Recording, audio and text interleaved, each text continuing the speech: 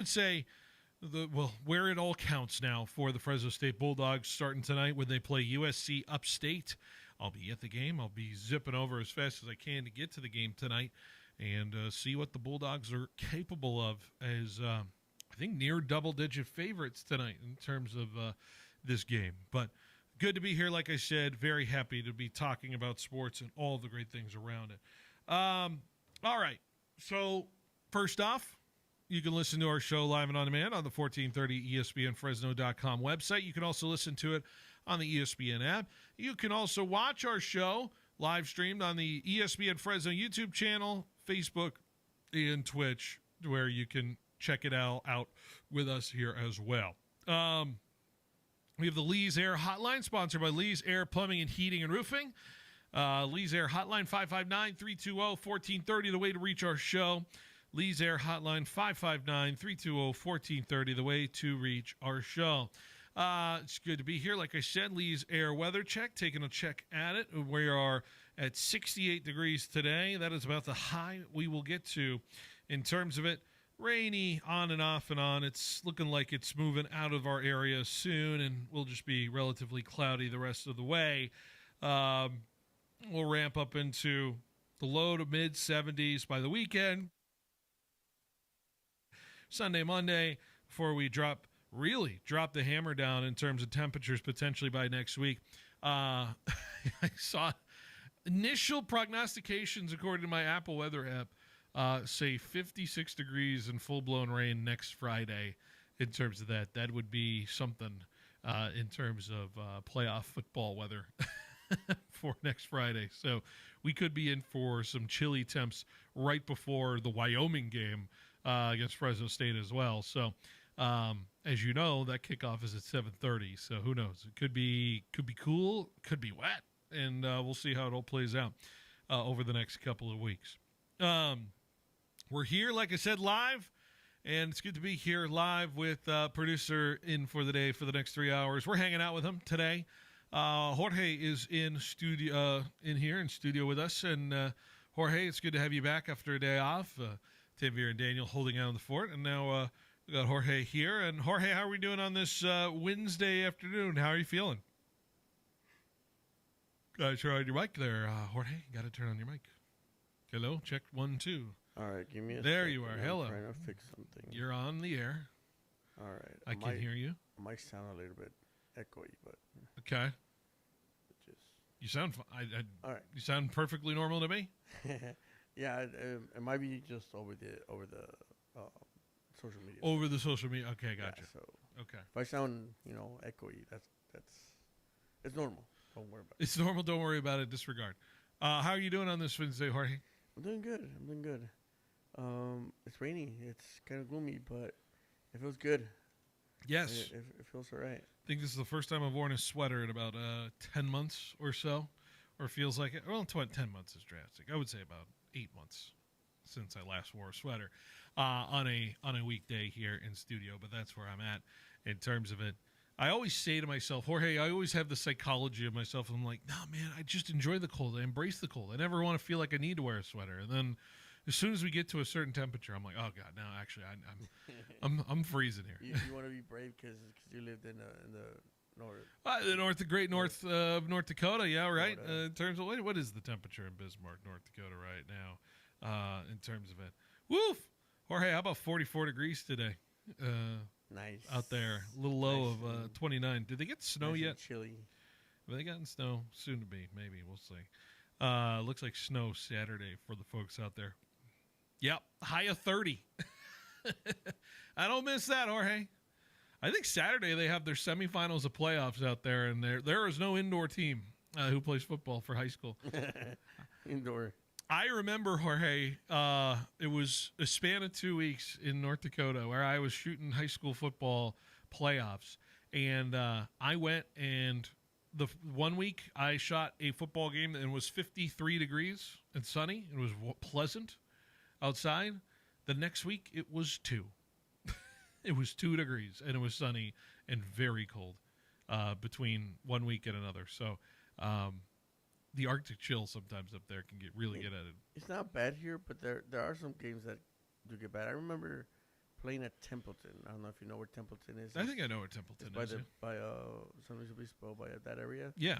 So it's like, on the other side of the hills, and it was rainy, and like you get the ocean breeze that comes through. Yep. My God, were we struggling that day. It was just rough. Struggle bus is real in terms of that. Well, cooler temps, all that stuff. Hopefully it doesn't affect, it won't affect, I don't think, this Friday night in terms of high school football. But like I said, I think we're projecting something definitely interesting next Friday. I'll be foggy, and around here it's kind of cool playing in the fog. Yeah. Yeah, it feels all right. As long as we clear. do our broadcast and we can see the players and the teams and Yeah, it the won't numbers be too bad. It won't be too bad. well, theoretically, I don't know. I'm not going to shout out where we're going to be. Maybe I dissect that here a little bit later. We'll talk about what's coming up on the high school slate because I haven't had a chance to really react to the playoffs and where teams are seeded and all that stuff, and taking a look at the games that'll matter. By the way, we just got visited earlier today by our Student Athlete of the Week, J.R. Cruz. Congrats to him from Clovis North. We'll have our interview with them tomorrow ahead of their Buchanan playoff game. They're one of the two teams that are playing a playoff game tomorrow. I think the other one is, Sanger West and Reedley are going at it tomorrow. But I can't wait to dive into all that stuff in terms of it. I think we'll do that in the 4:00 hour because I think there's a lot of intrigue in terms of the matchup, some revenge on the mind of some teams in the playoffs here. And I don't know. We'll see. We'll see what it shapes out moving forward. All right. But I want to start with a big game coming up on Sunday. We haven't had a chance to really talk about it yet in real deep terms of it. But I had this thought in terms of the Niners and the Rams as two teams that I think are, I would say drastically feel like they're having different seasons, and yet one team is just a half game behind, just a day behind or half game behind in the standings right now with the Niners, right? It's 6-3, and that's just in sense of the Niners haven't had their bye week yet, so and the Rams already did. It looks, according to injury stuff, Puka will play in this game, so I think that is without question now in terms of that for the Rams' perspective into this game. Jorge, where do you want to start with the perspective of the Rams going into this game or the perspective of the Niners going into this game? What is the more interesting side for you in terms of the prep going into this game on Sunday? I feel like the perspective of the Rams is always a little bit more intriguing, just because I'm not constantly listening to it, or maybe just not really paying attention to it, just because I'm a Niners fan. But I do keep it in mind, and I do realize that this is coming up. And by the way, I didn't know this. Davante Adams got to 8th overall in touchdown catches in career. He passed Antonio Gates last week. Like Davante Adams is becoming the greatest Fresno State football player ever, if not already, right? Yeah, I think. I don't think there's a question now. Maybe David Carr, I guess. I don't NFL. Derek? I'm saying NFL career, Jorge. We're not. No, I don't think there's even an argument. I don't even think there's an argument in terms of it. Davante Adams has had. He is a surefire Hall of Famer in terms of what he's been doing, and there was Bernard Berrien. No, you're telling me Bernard Berrien had a better career than Davante Adams right now. I'm not saying he had a better career. I'm just saying that's the best. No, I'm just saying that was the best career for a wide receiver.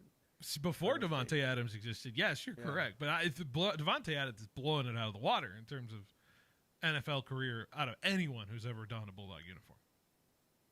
Did Bernard Berrien get a Super Bowl ring? Bernard Berrien's not 8th overall in touchdown catches in career, Jorge. I don't know. Did he get a Super Bowl ring? What are we doing? No, he didn't. He played in a Super Bowl. Yeah. Oh, that's right. Yeah. But he didn't win a Super Bowl. No. I mean, Jorge, come on. All right, let's move on. You're dragging me down. You're dragging me down with this conversation. My point is, what I'm saying is that it still surprises me how much Davante still has the consistency he does with this Rams team that is just not missing a beat right now in terms of the way they're playing football.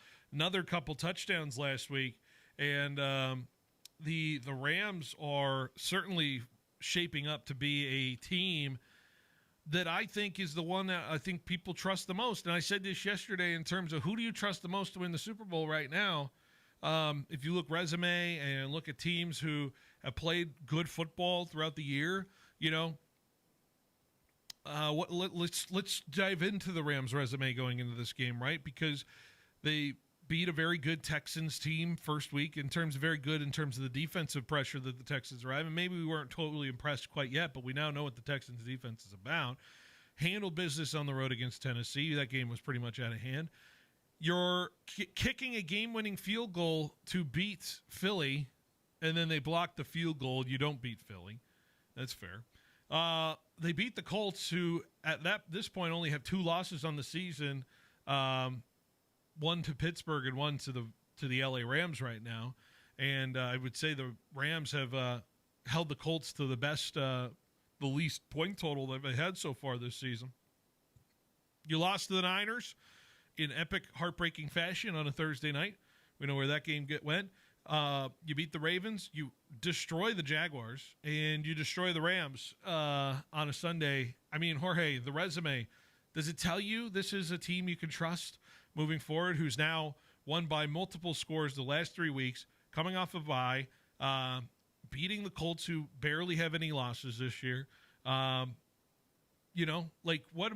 there anything that stands out with this Rams team that is telling you need to see more of, or do you feel like this is a team that is the toughest Niners test so far this season? I think that, I think the last part of it is more accurate. I think because they did lose to the Niners, that they have a chip on their shoulder there.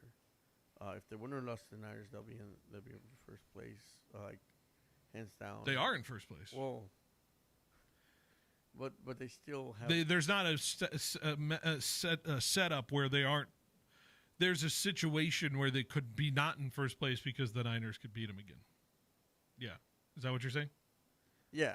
Yeah. They'll be legitimately number one in the West Coast. Well, all the buys and stuff like that. No, right now the Niners aren't. But anyways, go ahead. And I think that's one thing that they really want to get to in this game is kind of prove a lot to what they think that their measure is. Well, I think both teams understand the importance of this one, right? Because the Niners win this one, you're at 7-3, and then you've got a stretch here where you feel like you can beat the Cardinals in Arizona. It's a division game. It's nothing given in. The Panthers are playing good ball of late, so it's not a given that you could win on that Monday night.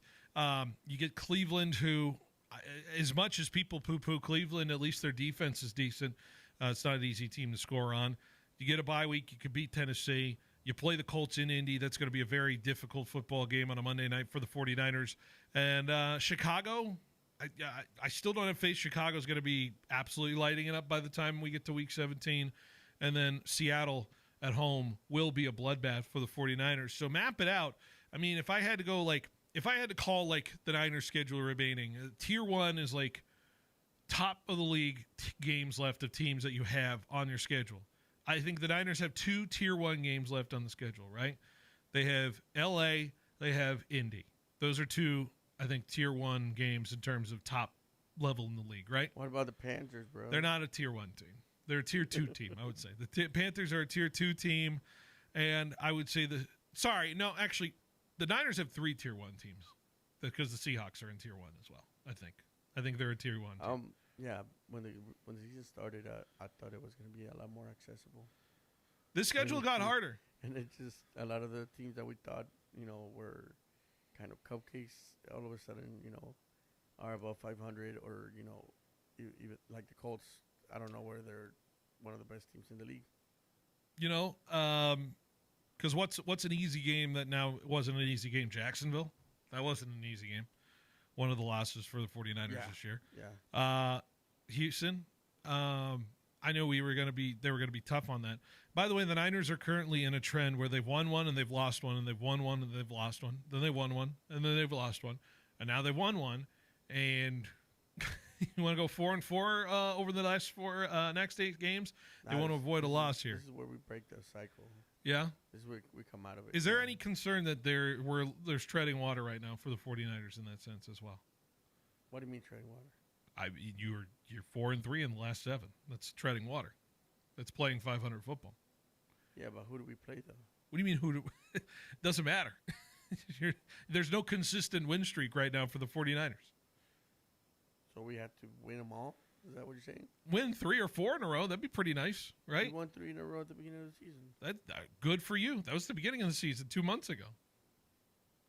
Okay. Yeah, I think this. Here's why I think this game's. I mean, there's the obvious sense of why it's important for the 49ers, but for the psyche of the 49ers, getting 2 wins in a row in terms of that, where they haven't had that since they beat the Saints and beat the Cardinals in week 2 and 3, Jorge, I think that matters in terms of the psyche of consistency for this 49ers team who, frankly, let's be honest, shows up one week and then doesn't show up the next week in terms of it, right? Like that's what it legitimately has been over the last 7 games of football for the 49ers. Yeah, you could say that. You could say that. They You show up against the Cardinals and you make a big play there, and let's be honest, the Niners are very lucky they beat the Cardinals in week 3. If it weren't for a very good play from Upton Stout on the sideline. Struggles against Jacksonville, especially in terms of turnovers and stopping the run. Then you go beat the Rams in an incredible game, but then you come back and play the Bucs, and the Bucs are very good, and the Bucs kind of run all over you in terms of that on offense. You come back and dominate the Falcons, but then Texans completely dominate you on offense the very next week, and now you come out and dominate the Giants in terms of it, and this tells me the trend is the 49ers are going to have an issue in terms of what they're going to be facing against the Rams, who it's hard to beat Sean McVay twice in one season, I would have to argue. Maybe there's one person that's equipped to do it, and that's Kyle Shanahan, who, you wonder why some people call the 49er fan base call them the sorry you-know-what Rams in terms of the last few years. But I think it's paramount that the Niners obviously get a win in terms of the idea of getting in through the psyche of the Rams side of things and winning 2 games in a row and getting back to a win streak, because you win this, then you could get a Cardinals game that you feel, I think, supremely okay about in terms of beating Jacoby Brissett. You did that last year when you played New England. There's a win streak ahead of you with the 49ers, and this Rams game could certainly unlock it for you. So, and I look at the Rams schedule and the trends that they have, supremely important game for the Rams, because if you're the Niners and you beat the Rams have to bounce back at 6-3 and try to beat Seattle, and they have to try to beat Tampa the next couple weeks after that. Jorge, you could really see the Rams get buried here through the psyche of losing a game like this, and things could spiral for the Rams if the Niners are able to beat them. So I certainly think this is. I mean, there is no doubt about it that this is the most important game of the year, I think, for both teams in terms of it, because you could really change the tenor of what it is moving forward between both of these teams. I would assume you agree on that standpoint based off of what is ahead for both of these teams moving forward. Yeah, I definitely agree. It's just not, I feel like the both teams are fighting for something, which is, basically dominance over the conference or the division. Yeah. Because winning this game would make it so much easier for you to, be number 1 and get a bye in the playoffs. Because eventually we're going to have 3 teams from this division going to the playoffs. Oh, I think it's an absolute guarantee. Unless there's a catastrophic failure. That's going to murky the water for all 3 of them.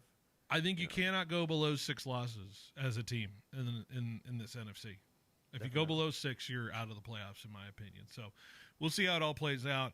I still don't even know the injury situation for the Niners. It sounds like Ricky's going to maybe try to go. I don't know what Purdy's situation looks like. I think it's still pretty murky. From what I read in the X's. Purdy's good. Ricky, it's a maybe still. Yeah, Ayuk is such a who knows if he plays the last 4 weeks of the year. I don't know. I didn't think he'd be out this long in terms of it, but we'll see. It was a pretty devastating injury last year. All right, Jorge, let's take a break. We're due for one. When we come back, I want to talk some scheduling with the Fresno State side of things. I want to really map out the Mountain West and what could go forward.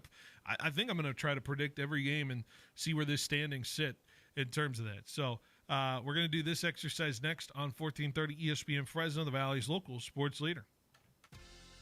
Strong company culture doesn't happen by accident. It starts with well-trained managers who know how to lead with purpose. The Sandler Management Accelerated Program is a 10-week course that gives your leaders a clear roadmap to management success. They'll learn how to manage, develop, and retain your most valuable resource, your people. The next cohort starts Thursday, November 13th. So be sure to learn more at kcurtain.sandler.com. That's kcurtain.sandler.com.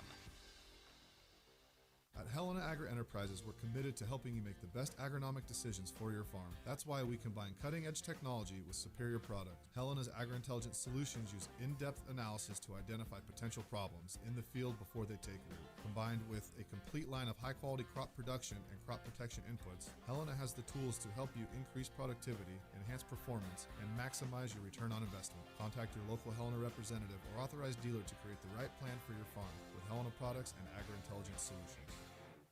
Football season's here, and it's time to upgrade your home team's game plan with Robinson's Interiors. Whether you're hosting the big game or relaxing after a win, the right flooring can make all the difference. From durable hardwood to cozy carpet, Robinson's Interiors has the best selection and unbeatable prices, all backed by professional installation the Valley has trusted for over 40 years. So give yourself home field advantage. Don't wait for the touchdown. Visit Robinson's Interiors in Fresno and Hanford today.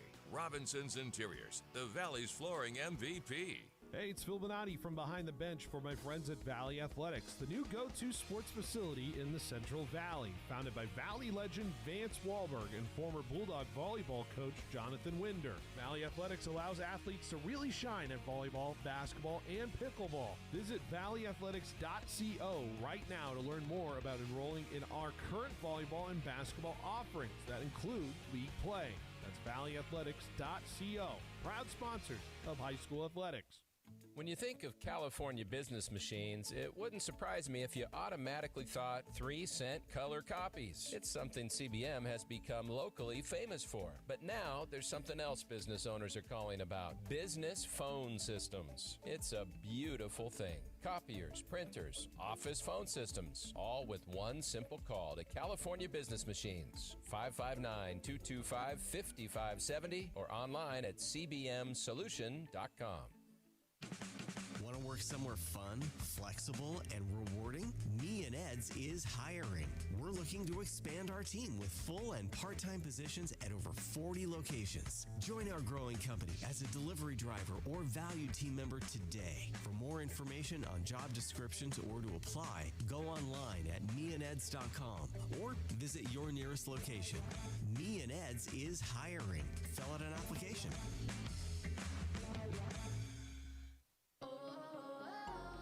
My perfect day has sand, salt, water, and friends. But my moderate to severe plaque psoriasis can take me out of the moment.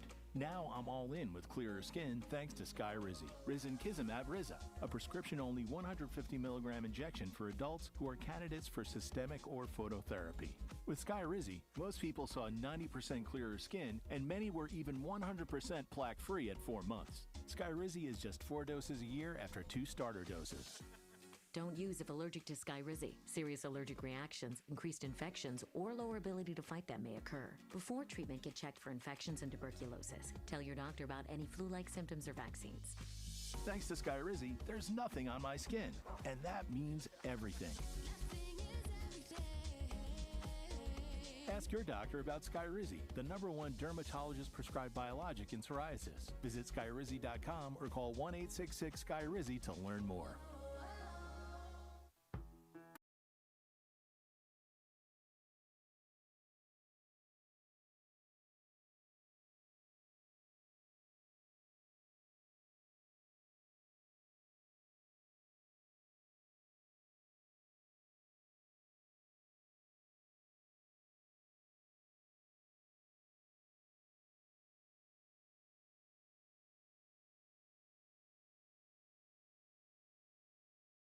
On the bench here on 1430 ESPN Fresno, the Valley's local sports leader. And hey, just a reminder for your ESPN programming, YouTube TV customers, you got to get the sports you love on ESPN back to your service, including college football, college game day, Monday Night Football, NBA, college basketball, and more.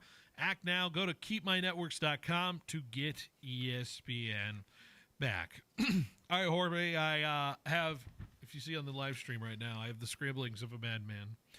And this is your conference standings for the Mountain West right now. I have marked all the wins. I have marked all the losses that they have so far. And what we're doing, Jorge, is I want to go game by game, predict the next 4 weeks, and see if we can project Fresno State into a Mountain West championship show. This will be a little bit of an interesting exercise, to say the least. I'm going to see if there is a path, and I think there certainly can be a path, and maybe we predict the path to, I don't know, maybe a sole possession of second place, what it looks like. So, Jorge, this will be interesting to say the least. But are you ready for this exercise in terms of it? Let's do it. Because I love doing these things. I love determining what's going on here. All right, so this week Air Force is at San Jose State, and you would imagine San Jose State's going to beat Air Force in that one. So that puts San Jose State into a 3-win situation, which means Air Force would go to 1-5 on the conference, and I think that well, no, never mind. You get I think you get 7 conference games. I'm not exactly sure the amount. Fresno would have you get 8 conference games. So Air Force would be 1-5. They're pretty much out of it. Nevada would probably lose to Utah State. So we're going to give Utah State a win. They're going to get to 3-2, which match with Fresno State. That's important. Keep that in mind, because Utah State is a team that's ahead of or going to play Fresno State later this year, right? Fair to say we agree on both things so far. UNLV going to Colorado State. I got to believe UNLV can win that game, right? Even though Colorado State 1-3, 2-6 in the conference, Jorge, it just continues to confound me how we lost that game at Colorado State. The more Colorado State plays football after that, but you agree UNLV is going to go on to Colorado State and win, right? Yes, I agree with that. Okay, so now we have hold on a second. So now I have 1, 2, 3, 4, 5, 6 teams tied at 3 wins so far in the conference, right? San Diego State at Hawaii. Are we going to just go chalk here and say San Diego State will win, or do you think Hawaii gets an upset? What scenario do you want to play out in your head here? Are they in San Diego? They're in Hawaii. They're on the islands. I'm going to give it to Hawaii. We're going to give Hawaii a win. And San Diego State's going to lose for the first time this year. And now they're 4-1. And Hawaii's 4-2. Okay. Let's move forward to the next week. Right? Wyoming at Fresno State. In this simulation that I'm doing with a paper, we're going to assume Fresno State wins all the rest of the games, right? This is the only way to go through this exercise. Yeah, the only way to so win. That's what we're going to do here. We're going to give Fresno State a win over Wyoming. Wyoming goes to 2-4. I would say Wyoming is out of the race here moving forward. Colorado State at New Mexico. I would say New Mexico playing very good football will get to a win. Colorado State will lose. Colorado State at 1-5 are pretty much out of it. New Mexico now tying with Fresno State at 4-2 overall in the conference. San Jose State at Nevada. Fair to say San Jose is going to win that against Nevada, right? No, Nevada's still totally winless in the Mountain West. I would say San Jose State can win that game.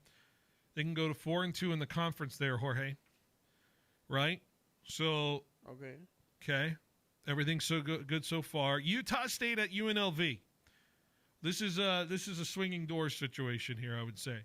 Which team do you think is going to get to a 4th Mountain West win if we project it that way? Jorge, how do you feel about Utah State at UNLV? I think I would lean UNLV in this one, right? Yeah. Even though Utah State's it's a good team, I think UNLV will win it. Yeah. All right. I'm going to project UNLV to get a win. Utah State falls out of it at 3-3, and they're pretty much there. All right. This is the critical game. Which path do you want to follow here? San Diego State at Boise. I would imagine Boise's going to have a tough time against that defense on the road at Snapdragon Stadium.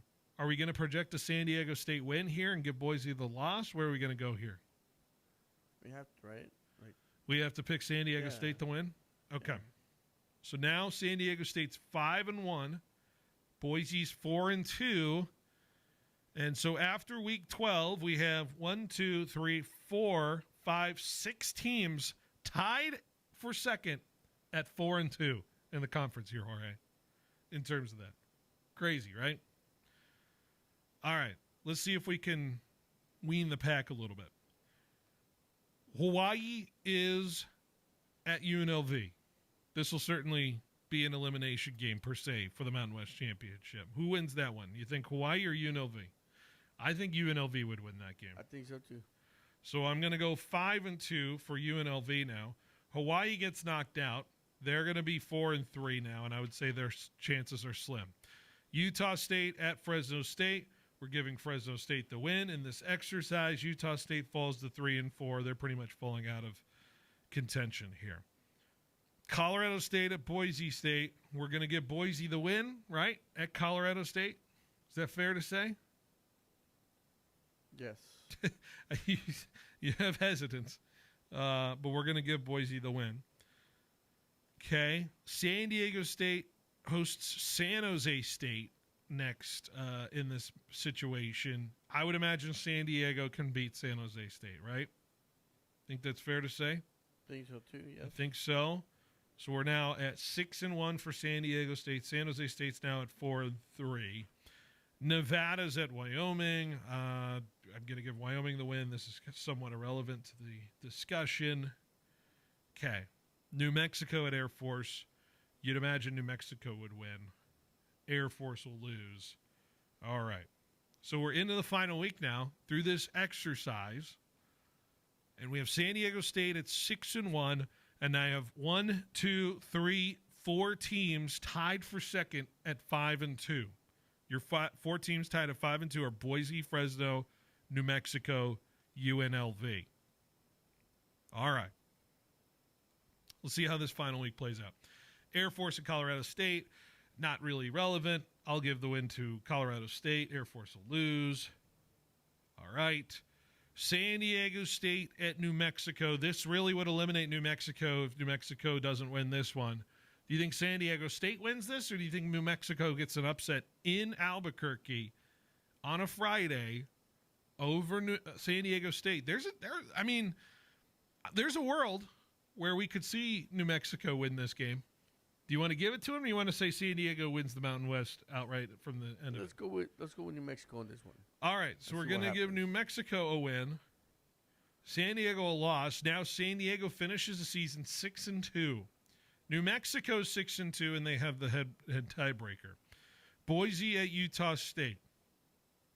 We say Boise wins that. Utah State will be 3-4 in the Mountain West. We're going to give Boise the win.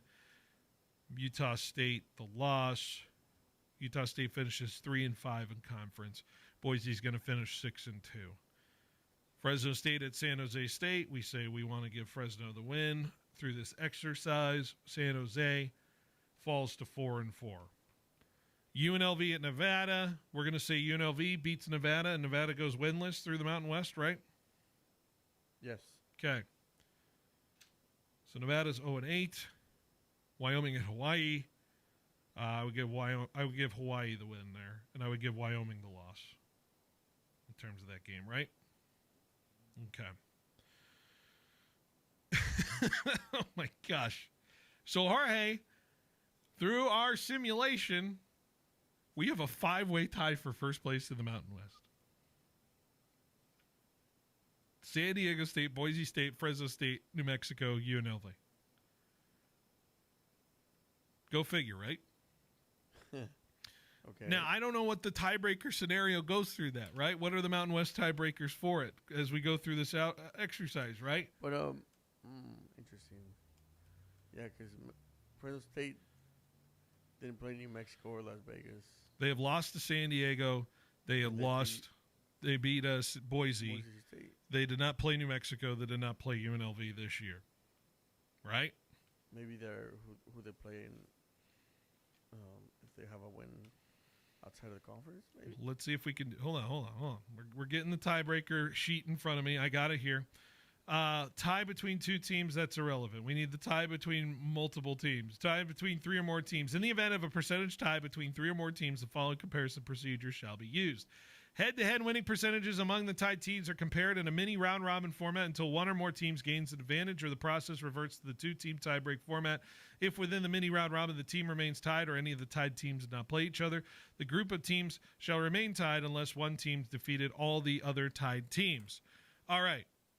So in our simulation, San Diego lost to New Mexico, so they can't beat all of us. San Diego beat Boise. San Diego beat Fresno. They I don't know if San Diego played at UNLV. I don't believe they did this year in terms of the Running Rebels. No, they didn't. Yeah, they did not play this year. So San Diego can't outright win that entire tiebreaker in terms of that. Boise can't win the outright tiebreaker. Fresno can't win the outright tiebreaker. New Mexico can not win the tiebreaker, can they? What does New Mexico lose to in the Mountain West? They lost to Boise. So they can't win out in the outright tiebreaker, and UNLV can't because they lost to New Mexico. All right, so that point one eliminated. Highest CFB selection committee ranking. The two highest ranked teams tied will be identified using the following criteria. The tied team who are ranked in the latest available CFB selection committee rankings and win in the final weekend. Nobody's going to sniff the college football rankings, I would imagine, from this group of five. Tied for first in this selection that we did, the simulation. So, no, that is not going to be anything that'll happen in terms of it. There's also a composite average of selected predictive and result-based computer metrics for the tied teams that lose the final week of the regular season or are not ranked in the latest CFBs, whatever. Okay. Overall winning percentage against all opponents. A maximum of one win against a team from the NCAA football championship subdivision shall be included in the calculation of the win percentage. So overall winning percentage could come into play in this tiebreaker in Fresno State. So San Diego, I think, would advance because they would end up being 9-3 through this simulation. But then again, Fresno would be 9-3. New Mexico would be 9-3. UNLV would be 9-3. Okay. All right. Things are getting interesting here, Jorge. In terms of actually, New Mexico, UNLV would be 10-2. So Jorge, UNLV would be in our simulation. The UNLV Running Rebels would be the number one team in the Mountain West and get to the Mountain West Championship based off of overall win percentage. And from then on, it would be a three-way tie between San Diego State, Boise State, and Fresno State in an overall record. I would say New Mexico at that point, Jorge, gets eliminated. Record against the next highest placed team in the conference standings, proceeding down the standings when comparing tied teams against. This is all getting convoluted here, Jorge. It's very difficult. Very difficult to. This is why the Mountain West is just not a logical conference in terms of it, right? Because they try to get through all this stuff. They don't play each other. When they don't play each other, that makes it so much more difficult. Right. To see who's better than the other team. Mm-hmm. If you had a conference where everybody played each other, maybe that would make sense. Or if you have a conference where the top two, or a conference is split in two, and the top two would go on. I don't know. They used to have that, right? I don't know. Like a mountain and a west. If one or all teams did not play a certain team, move to the next highest placed team in the standings. If one or all teams did not play all the teams in the group of tied teams, this is going to be impossible to break down in terms of it. Boy, I want this chaos scenario though. How about this 5 teams tied to the top here? That would be amazing. I want chaos. I would love to see who makes the decision here, because somebody's gonna get Somebody's gonna get screwed, and from what Gonzo said, usually it's Fresno State that gets screwed in this situation. And I'll tell you, questions can certainly be raised if the pressure is put on. Hey, and by the way, we're only in this conversation. We're only calculating this all because Fresno State needs to win the next 3 games for this to be in the conversation. Okay, so let's go here. Yeah. If 3 out of those top 5 teams in the scenario, the team of 5 scenario, the 6-2 scenario, right? Yeah, everybody's 6-2. 3 of those are not going to be in the conference next year. Do you think they screw them over? Why not? Why not? The composite computer rankings, quote unquote, went to New Mexico and UNLV. I could see that happening. Wow. I could see that happening. Full blown conspiracy theory coming from Jorge. I've seen stuff like that done before. Yeah? That's why I'm saying that this is not. They're going to spur San Diego State, Boise State, and Fresno Especially State, because the relationship between the Pac-12 and the Mountain West, where there's an active lawsuit going on right now. it's ending up pretty bad. Yeah. So I want to see why not. Why not let those guys out? That's an interesting scenario you have presented there, Jorge, and I like it. I like the conspiracy. College football's full of conspiracies. Why not stoke the fire there? If one of the other guys takes a trophy, they're going to take it with them, you know? Yeah. Man, that'd be something.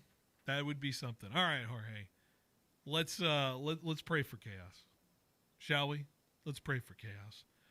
All right, let's take a break. When we come back, we wrap up this first hour next on 1430 ESPN Fresno, the Valley's local sports leader.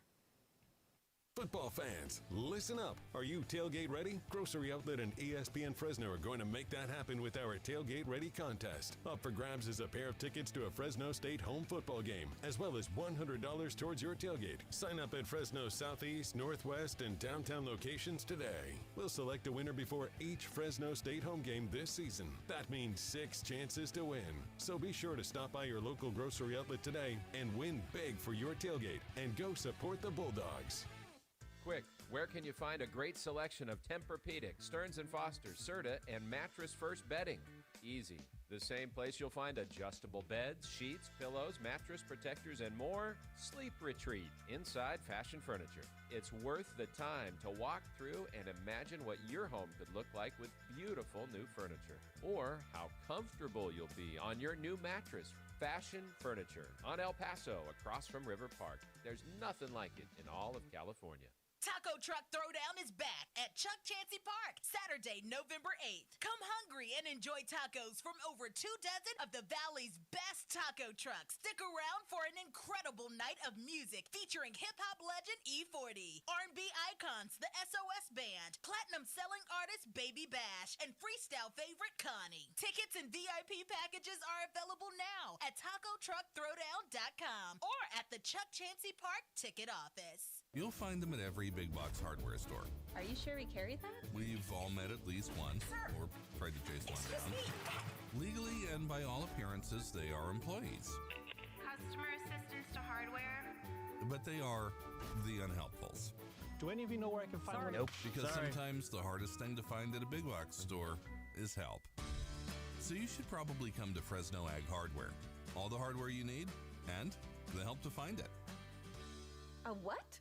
Attention cannabis lovers, your favorite dispensary, Valley Pure, now has an app. Stay connected with exclusive deals, special promotions, and the best products. All at your fingertips. Don't wait.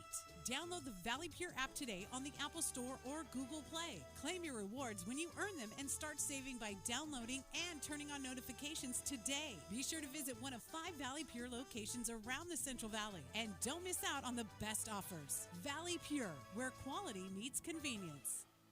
Ed Dina's the dealer in Dinuba that does. Yes, he does.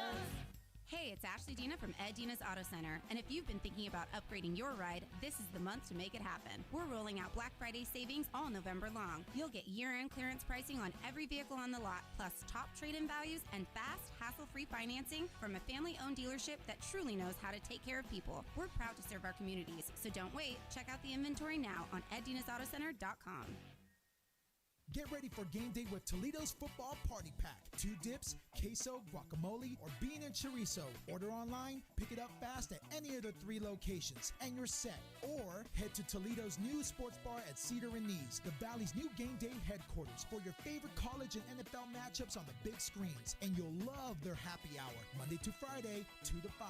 Saturday and Sunday, 8 to 10, with $10 apps and $7 house margaritas. Toledo's Mexican Restaurant, your winning game plan.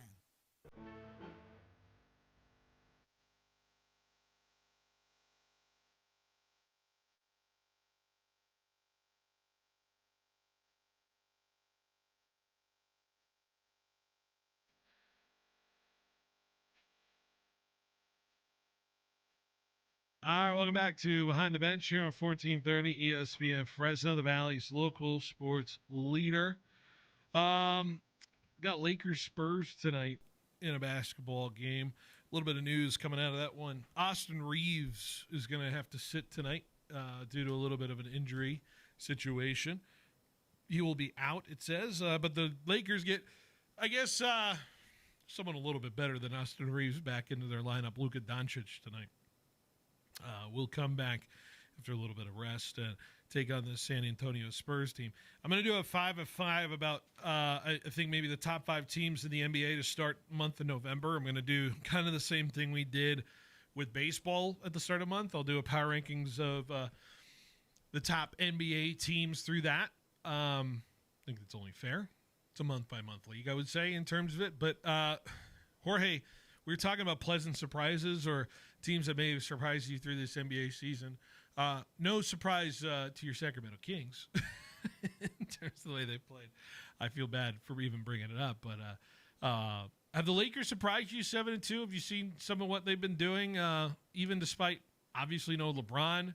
They haven't had Luka for a little bit. Come back, and Austin Reeves suddenly looks like kind of, Kroger brand Luka in terms of the way they've been playing. And Kroger brand. I did say Kroger brand. It's one of my favorite things to call people. Kirkland brand. Kirkland brand, Kroger. What do you call it? No, but the Lakers are playing good basketball, and I think this is an intriguing game tonight against San Antonio. Wemby and crew going at it. Is this gonna?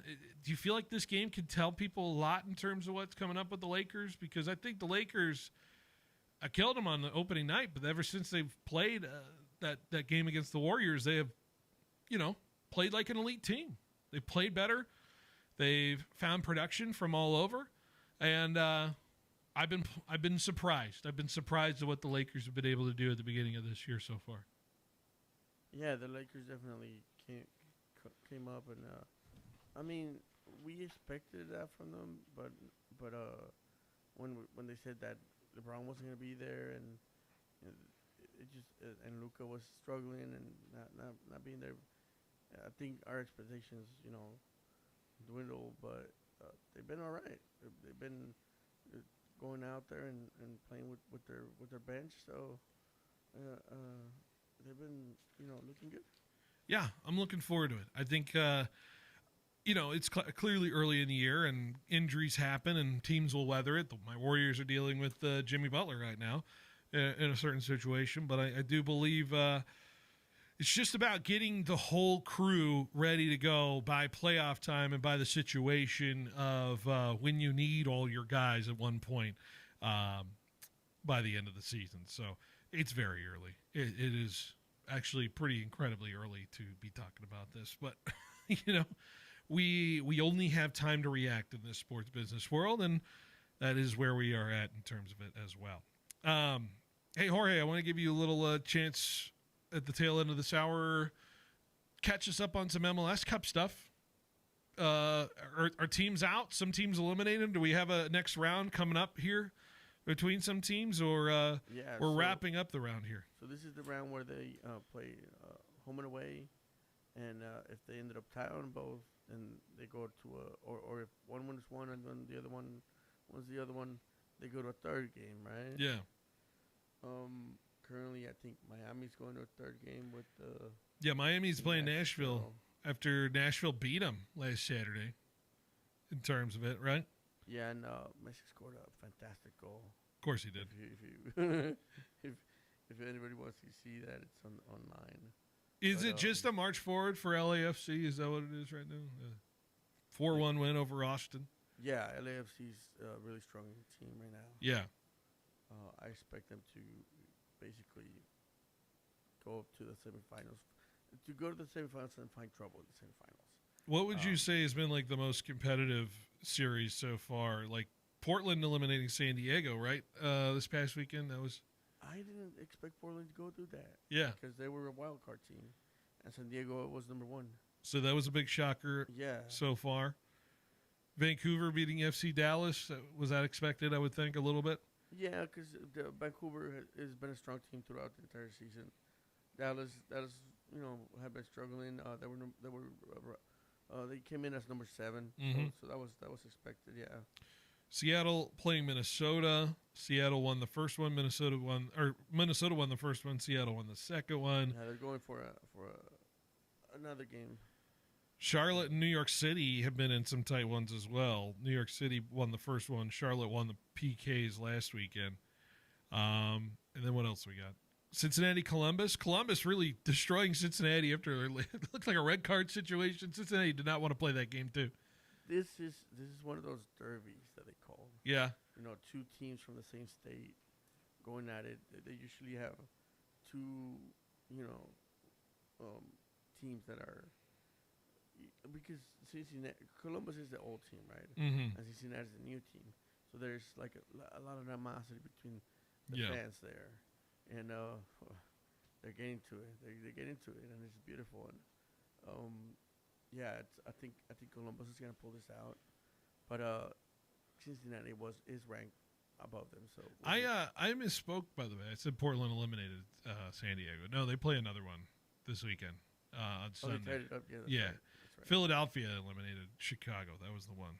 So only Philadelphia and LAFC looked like they moved on, and Vancouver moved on. So those are the only three teams that looked like they moved on. Philly was number one on the other side of the bracket. Okay, all right, yeah, Philly strong. So right Cincinnati, if they lose to Columbus, that might be a pretty big upset in terms of it. Yeah, the only ones that have a set already match for the next round is Vancouver and LAFC. Yeah. By the way, Tanvir's probably killing me because we're doing the MLS talk on the day Without he's not him. here, right? Although Daniel hates MLS. I don't know why he has a vendetta against the MLS. He thinks the league's bogus. He watches too much of Liga MX. That's what. Is that what it is? Is there a whole rivalry between them? It's more European soccer too. Yeah. He watches a lot of European soccer. That's why. Is there a pretentiousness between all the leagues, right? I think it's just a thing about that. The Mexican league had been on for about 70, 75 years. Yeah. And the MLS came in and in 20 years is doing the same thing as they are.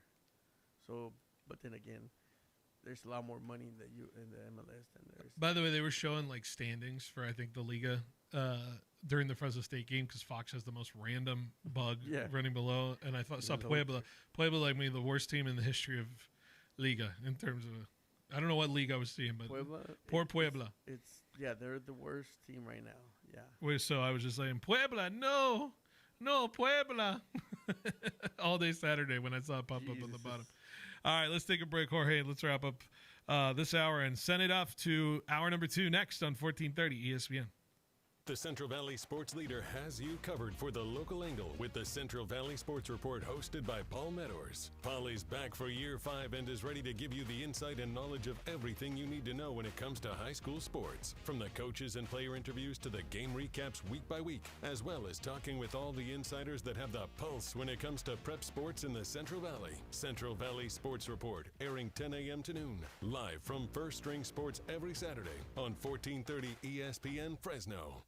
Hey, Fresno and Clovis sports fans, if you're near the Fresno State area, check out Ichi Shabu at Campus Point, right next to Maya Cinemas. It's modern shabu-shabu Japanese hot pot where you cook fresh meats and seafood right at your table in rich, flavorful broth. It's a fun way to eat and a great spot to relax before or after the game. And for all ESPN listeners, you'll get 10% off your bill when you use promo code ESPN10, valid now through November 30th. Ichi Shabu at Campus Point. Good food, good friends, and a new way to enjoy hot pot. Hey, Fresno State fans, the Fresno Suit Outlet congratulates Coach Jeff Tedford, the newest member of the Fresno State Ring of Honor. We're proud to be part of this and other historic Bulldog moments as the official suit provider and proud to serve our community for over 20 years. Score our unbeatable deal: 3 suits, 3 shirts, 3 ties, 3 belts, 3 pairs of socks, and 3 hankies, all for just $399.99. With on-site tailoring and same-day service, you'll walk out ready to win the day. Visit FresnoSuitOutlet.com. Congrats, Coach Tedford. At FFB, we know behind every business is a person. That's why we're more than a bank. We're a partner, a farming-focused bank for hard workers, a future-forward bank for big dreamers, and a family-friendly bank for the next generation of owners. From first ideas to major milestones, we're here to help you chase your goals and score big. So what can FFB mean for your business? Find out at ffb.bank. That's ffb.bank. FFB Bank. Let's win together. Need cash? If you've got a car, we've got the cash. Clausen Honda wants to buy your car. If it's running, we want your late model Toyota, Hyundai, Kia, Subaru, Acura, or Honda. Just call Clausen and ask for our VUP to schedule your appraisal appointment. In just 10 minutes, you'll get your cash value quote. Yes, we are eliminating the hassle of getting rid of your used old car. So if you're ready to sell, we are ready to buy. Call Clausen Honda of Fresno today. If you've got a car, we've got the cash. Get cash for your car. Clausen Honda. Your Fresno State Bulldogs are fighting for that Mountain West Championship. There's nothing better than rooting for your Bulldogs as they battle it out on the gridiron, representing your city of Fresno. Bring the whole family and get loud cheering on your Bulldogs at Valley Children's Stadium all season long. Be sure to check out GoBulldogs.com today for information on special events and to grab your tickets for upcoming home games. Go Dogs! You take steps to stay healthy when at the pharmacy picking up vitamins or filling a prescription. May I help you? Take another healthy step right now and ask the pharmacist how Prevnar 13 can help protect you from pneumococcal pneumonia, a potentially serious bacterial lung disease. If you're 65 or older, a trip to the pharmacy is a lot more pleasant than a trip to the hospital because of pneumococcal pneumonia. Help protect yourself with the Prevnar 13 pneumococcal 13 valent conjugate vaccine, diphtheria CRM 197 protein. Prevnar 13 is approved for adults to help prevent infections from 13 strains of the bacteria that cause pneumococcal pneumonia. Prevnar 13 does not protect against all strains of the disease. Stop by the pharmacy today and ask about Prevnar 13. Learn more at Prevnar13.com. Don't get Prevnar 13 if you have had a severe allergic reaction to the vaccine or its ingredients. Adults with a weakened immune system may have a lower response to the vaccine. The most commonly reported side effect is pain at the injection. You're listening to the home of the San Francisco Giants, KFIG Fresno, 1430 ESPN. This just in, after missing the last 4 games with a strained right hamstring, star Anthony Edwards returns for the Timberwolves tonight against the Knicks. Tip-off bottom of the hour, ESPN, followed by Spurs-Lakers. LA guard Austin Reeves out again with groin soreness. Several Warriors starters, including Steph Curry and Jimmy Butler, will not play tonight in Sacramento. Capitals captain Alex Ovechkin's chase of hockey history resumes tonight against the Blues. He is 1 goal away from becoming the first NHL player ever with 900 goals. One day after his trade from the Jets, cornerback Sauce Gardner participated in his first practice with the Colts. If he clears concussion protocol, he'll make his Indy debut Sunday against the Falcons in Germany. Sauce, a perfect fit for defensive coordinator Lou Anarumo's system, notes ESPN NFL front office insider Mike Tannenbaum. This is what he wants. He wants a long-term corner that can play man-to-man. And if we're trying to get to the Super Bowl, at some point, be it Buffalo, Baltimore, Kansas City, we're going to have to get off the field and play man-to-man. I love the move. Look, you're paying a massive premium, but you're also saying we have our quarterback in Daniel Jones.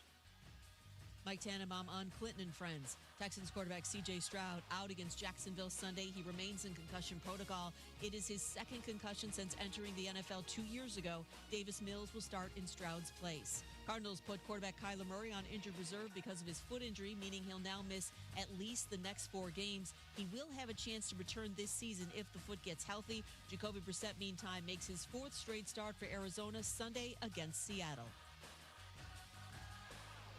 Hey, it's Michelle Smallman, and coming up Thursday, the Steelers are in first place, but they didn't make any moves before the trade deadline. I'll tell you if they'll pay for their inactivity.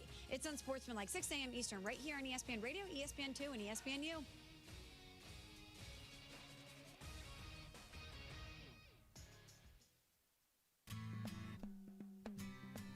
He's got the knowledge. Because once again, I have to come on air and talk about how right I am once again. In anything that it comes to sports. He's got the questions. I'm going to lose it. Are you kidding me? What are we doing here? He's got the guest. 20th head coach in Fresno State history here, man. Is it hard to believe sometimes still, the 20th head coach here in program history? It's all moved really quickly here over the course of the last 5-6 weeks. But super excited to be here. Phil Benotti is the voice for the Central Valley sports leader. Behind the Bench starts now. Brought to you by Helena Agri. That's right. Behind the Bench here on 1430 ESPN Fresno, the Valley's local sports leader, here on this Wednesday, hour number 2 of our show. Getting all the way up to 6 o'clock before we then get it to L.A. for Lakers and Spurs tonight against San Antonio. Excuse me. Excited to be here. Excited to be bringing you another second hour of Behind the Bench here for you. And we've been talking a lot of NFL. We've been talking about Fresno State, a lot of projections in terms of it. You know, I haven't had a chance to really dive into the playoffs for the high school side of things. And so I want to give it an opportunity to just kind of run through some brackets here and just kind of give a full, just gloss over in terms of my thoughts on some of the matchups and where we are and what this playoffs will look like. It's going to be fascinating to pay attention to in terms of where our upsets will be. Maybe what could be the most chaotic bracket of the high school playoffs. There's always one. There's always one in terms of it. So we'll see where it all plays out. Paul Leffer's going to join us about 10, 15 minutes or so from now. So we'll try to rip through this here. We start in the 1AA bracket for us. And interesting, and then there was a conversation. There weren't teams that qualified to make the playoffs from the highest division, the base Division I teams. There wasn't enough teams to fill out this bracket. So the first 1AA and 1A brackets. So it was a question on who would get buys. And apparently they decided they wanted the Division 1A, single A, to have two teams on bye. We'll get to that in a second. So the 1AA is a full 8-team bracket. Central East course number 1. They get Clovis. The entire track is in the 1AA bracket. The entire track is there. It's just been that kind of season for them. Central East, obviously the favorite, near clear number 1. The question is, did they deserve the bye? I think they could have used it. Clovis East is not like a pushover in any sense of it, even though they're 0-5 in the track this season. Central East, or Clovis East, certainly can give some teams some fits, although I think we saw it in the last matchup. Central East really was able to put it to them in their last matchup, so we'll see where it all plays out from there. But it is interesting to see maybe projected what a wear and tear of a game can do, especially when they get into another game the next week, either against Buchanan and Clovis North if Central East wins. Buchanan, Clovis North tomorrow. That's right, they're tomorrow. We'll actually do a pretty good preview of that game tomorrow with our interview with J.R. Cruz, who is the Student Athlete of the Week this past week for Clovis North after they beat Clovis East last week. J.R. Cruz joined us today. We'll have that interview airing tomorrow for all of you who are watching and paying attention. Buchanan's fascinating. Fascinating team. Took Central East to the brink of a defeat, potentially. I don't know if I could say quite quantifiably how close it was, but one possession game. They make things interesting, the Buchanan Bears do, and I would say they are playing as good as football they played in quite some time. And it's going to be fascinating to see where they kind of match up with Clovis North in this game tomorrow to kind of really get the playoffs rolling. Look out for this game, though, Clovis West and St. Joe's. St. Joe's, of course, in this playoffs, the defense kind of travels for this team. You could potentially see St. Joseph giving Clovis West some fits. Who, I'm not saying Clovis West isn't capable of winning this game on Friday, but I would like to say there are lulls when Clovis West plays where you think, you want a little bit. There's a little bit more wanting to what you see when you see Clovis West play, but it's going to be fascinating. I don't think they can make mistakes against this St. Joseph squad, and then you start getting into a game where it gets late early, and suddenly you look up and you're down 10 with about halfway through the third quarter, and you're like, what's going on? Why are we just can't seem to go? So I'd bookmark that game in terms of that. I think Clovis can handle Frontier. We've seen Frontier this year. They're the lone team from Bakersfield that makes up this bracket, and I don't know if I see a situation where Clovis can lose to them. But Clovis can. Well, let's be fair. Let's be frank. Clovis did lose to Frontier earlier this year, and I do want to give credit to where credit's due, but I have heard stories of games down in Bakersfield just going a certain way, and certain ways not in the favor of some certain teams that come down there and play those games. So we'll see how it all projects. I would project all 4 top seeds to make it through, but we'll see how it all plays out over the next couple of days. The 1AA, that's the 1AA. 1 single A, bracket looks like this, with Bakersfield Christian getting a bye. Hanford gets the bye in the number 2 spot as well. So Bakersfield Christian, White, Sanger, and Bullard. Sanger, the CMAC champs for the umpteenth time in a row. Again, year in a row. Bullard's playing a lot more dynamic football down the stretch here. I think this is going to be a fascinating game out in Sangerland. I would coin flip this game if I was looking at it objectively in terms of that. On the flip side, over the other side of the bracket, Liberty takes on San Joaquin Memorial. I don't see both of those teams getting past Hanford based off of the resume and the things we've seen them do this year, but it'll be a fascinating game down in Hanford if we get the opportunity to see that all play out. I think we get a collision course potentially between Bakersfield Christian and Hanford when we get to it. Christian just been rolling. They are undefeated through this season so far. All right, glancing at Division II, Tulare Union gets a bye. Redwood gets a bye. Bakersfield gets a bye. It is a 13-team bracket. Go figure. Interesting to play out in terms of that.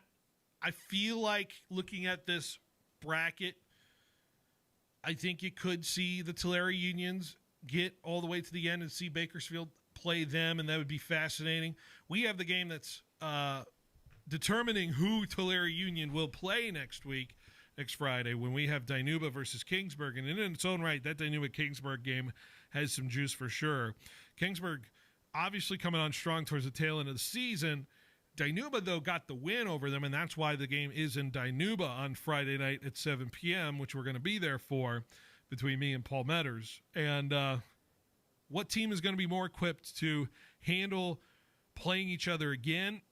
What adjustments can be made? Can Kingsburg find the success they've been finding this late tail end of the season and apply it to a repeat game against Dinuba? That's going to be the fascinating part of this matchup there, as Union awaits whoever they play.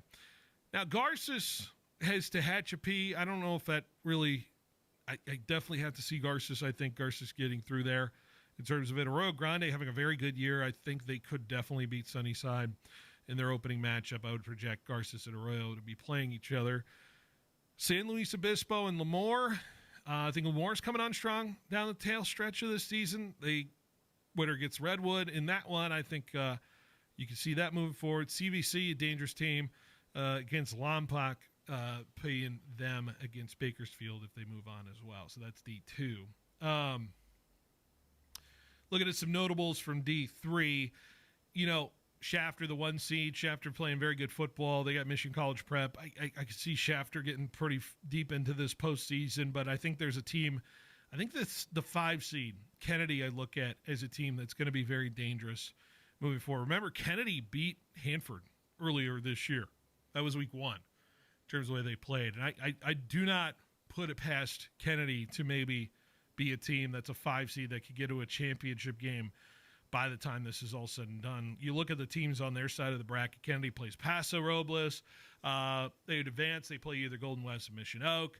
Golden West, a very good team, too. They got the really good offense there with Nahara and the quarterback.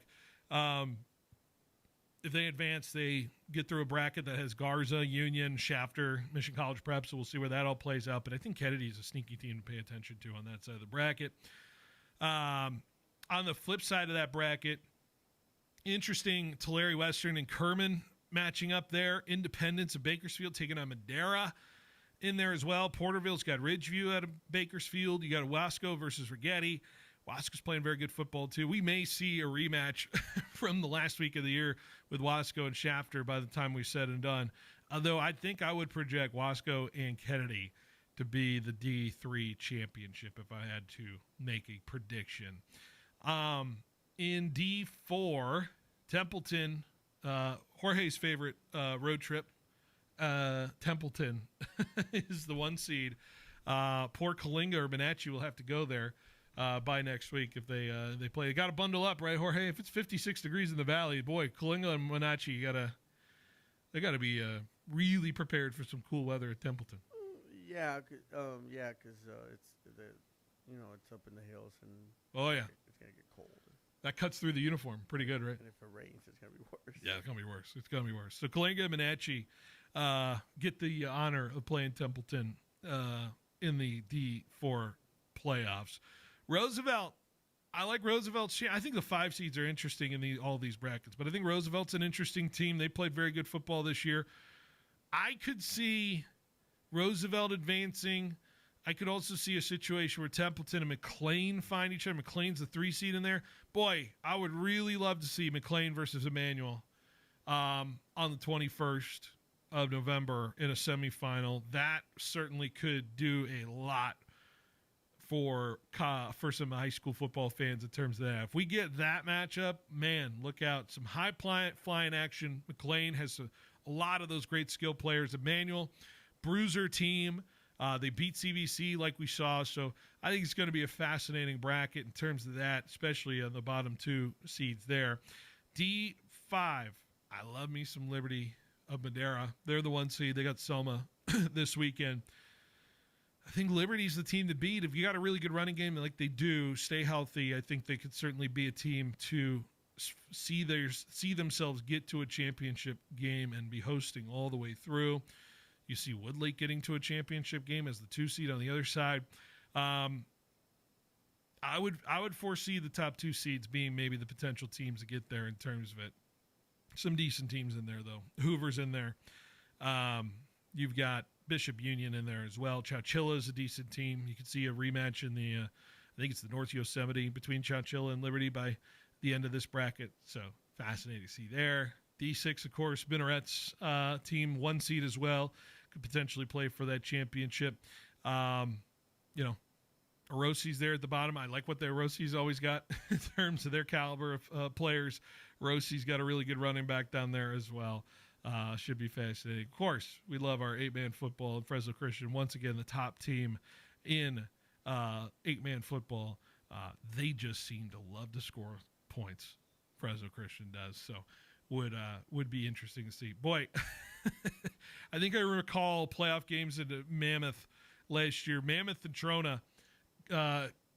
Pack your bags if you're trying to get to that one. That is a hike for those out there who are maybe trying to cover that game out in Mammoth. All right. Anyways, all right. So that's the high school playoffs. Of course, like I said, we got Dinuba and we've got Kingsburg on Friday. You don't want to miss it. Paul Metters and I pregame at 6:30. Kickoff at 7 o'clock from Dinuba. Hey, real quick before we take a break, YouTube TV customers get the sports you love on ESPN back, including college football, college game day, Monday Night Football, NBA, college basketball, and more. Just got to act now. Go to keepmynetworks.com to get ESPN back. All right, Jorge, let's get Paul Leffler on the line. We'll visit with him next and talk some Fresno State right after this on 1430 ESPN. Fresno, the Valley's local sports leader.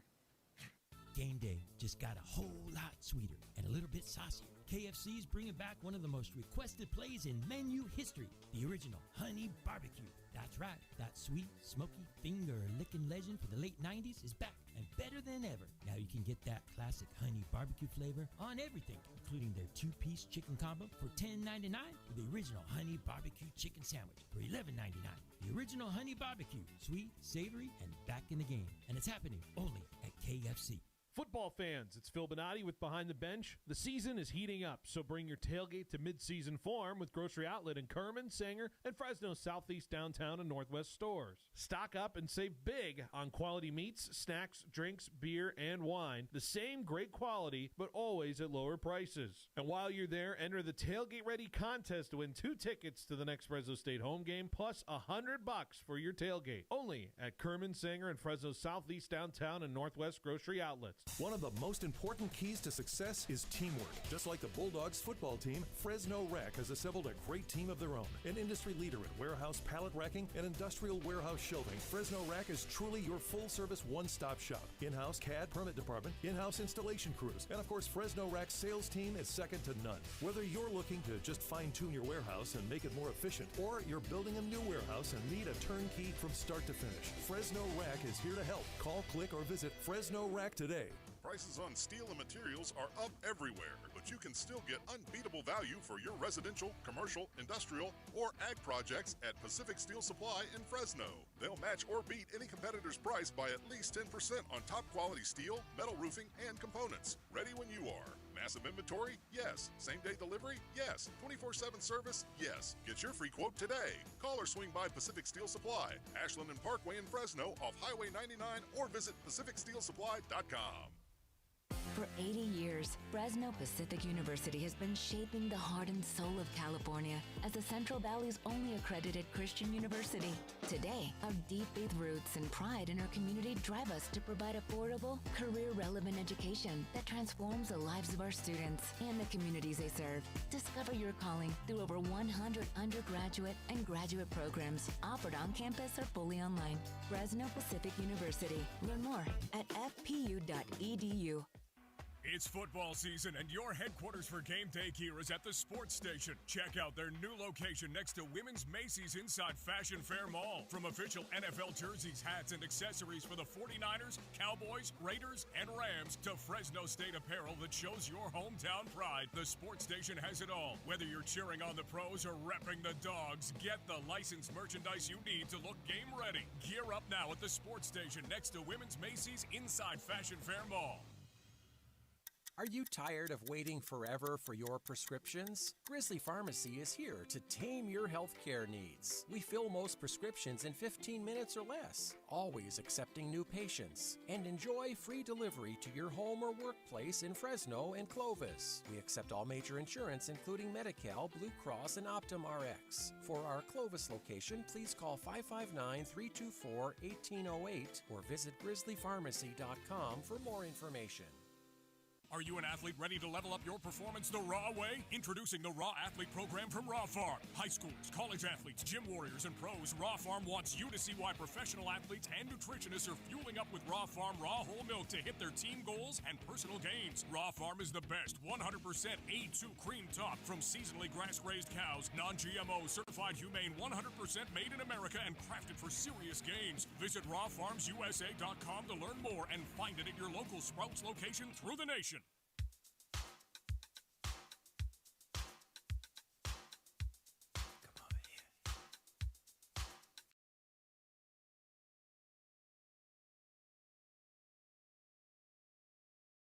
$13:30 ESPN Fresno, the Valley's local sports leader. Pleased to be joined now on the Lee's Air Hotline, the voice of the Fresno State Bulldogs. Always good to visit him, who is he is the busiest man in the Central Valley, as we like to say, especially this time of year. Paul Leffler joins me now. Paul, how are you doing on this Wednesday, this rainy Wednesday afternoon? How you doing on another Fresno State Bulldog Wednesday basketball night tonight? Yeah, looking forward to it, Phil. And I know our farmers need the rain, so we'll take it. Just drove through the Fresno State Farm and all those raisins and almonds, peaches and nectarines and everything else they grow, sweet corn, peppers, tomatoes, you know what they grow. Wouldn't grow without this rain, so thank the Lord for that. And we'll see if it's raining threes in the arena. Hey. The Bulldogs good offensively on Monday night, moved the ball well. Little different matchup tonight against the D1 team and USC Upstate, who traveled all the way across the country from South Carolina. Didn't fly all this way to lose, so I'm sure they'll put up a fight, and we'll see how the Dogs do. Yeah, we'll start on the basketball topic because it's obviously this one counts for real now, and I think maybe I wonder how much we paid attention to what the last couple nights of the Mountain West basketball schedule has yielded. It seems like you got to be sharp at the early time of this year, and I think Vance Wahlberg knows that with his team. And you know they looked pretty good against Fresno Pacific, and of course now looking to be sharp against USC Upstate. How would you characterize the way you saw this team now, first time in action, and what you can look forward to with this basketball team? Well, I think we can look forward to a lot of points, a lot of threes. I think there'll be games worth a lot of points for the other team, too, because the pace will be up and down, and that'll be the case tonight. USC Upstate really likes to run. They're one of the fastest-paced teams in the country. That's their philosophy. The two scrimmages were like that, too. I watched the Bulldogs scrimmage Cal Poly, and that was just a three-point shooting fest. I mean, both teams took more shots from three than inside the arc. The other night against Fresno Pacific, I thought the Bulldogs did a good job of finding good opportunities and not passing on better shots, right? I mean, they moved the ball well, got a lot of layups and dunks. They had 56 points in the paint out of their 88. So I think that speaks to a team approach and guys who see the floor, who aren't selfish. I thought Zayon Collins showed a lot of promise.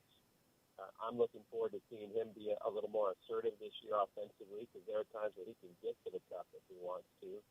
And when he does, that's going to make other guys more dangerous. I mean, Jake Heidbreeder can shoot the three as well as anybody in the country. Hopefully we can say the same about DJ Douglas when he gets healthy, which is not yet. So they're playing a little shorthanded.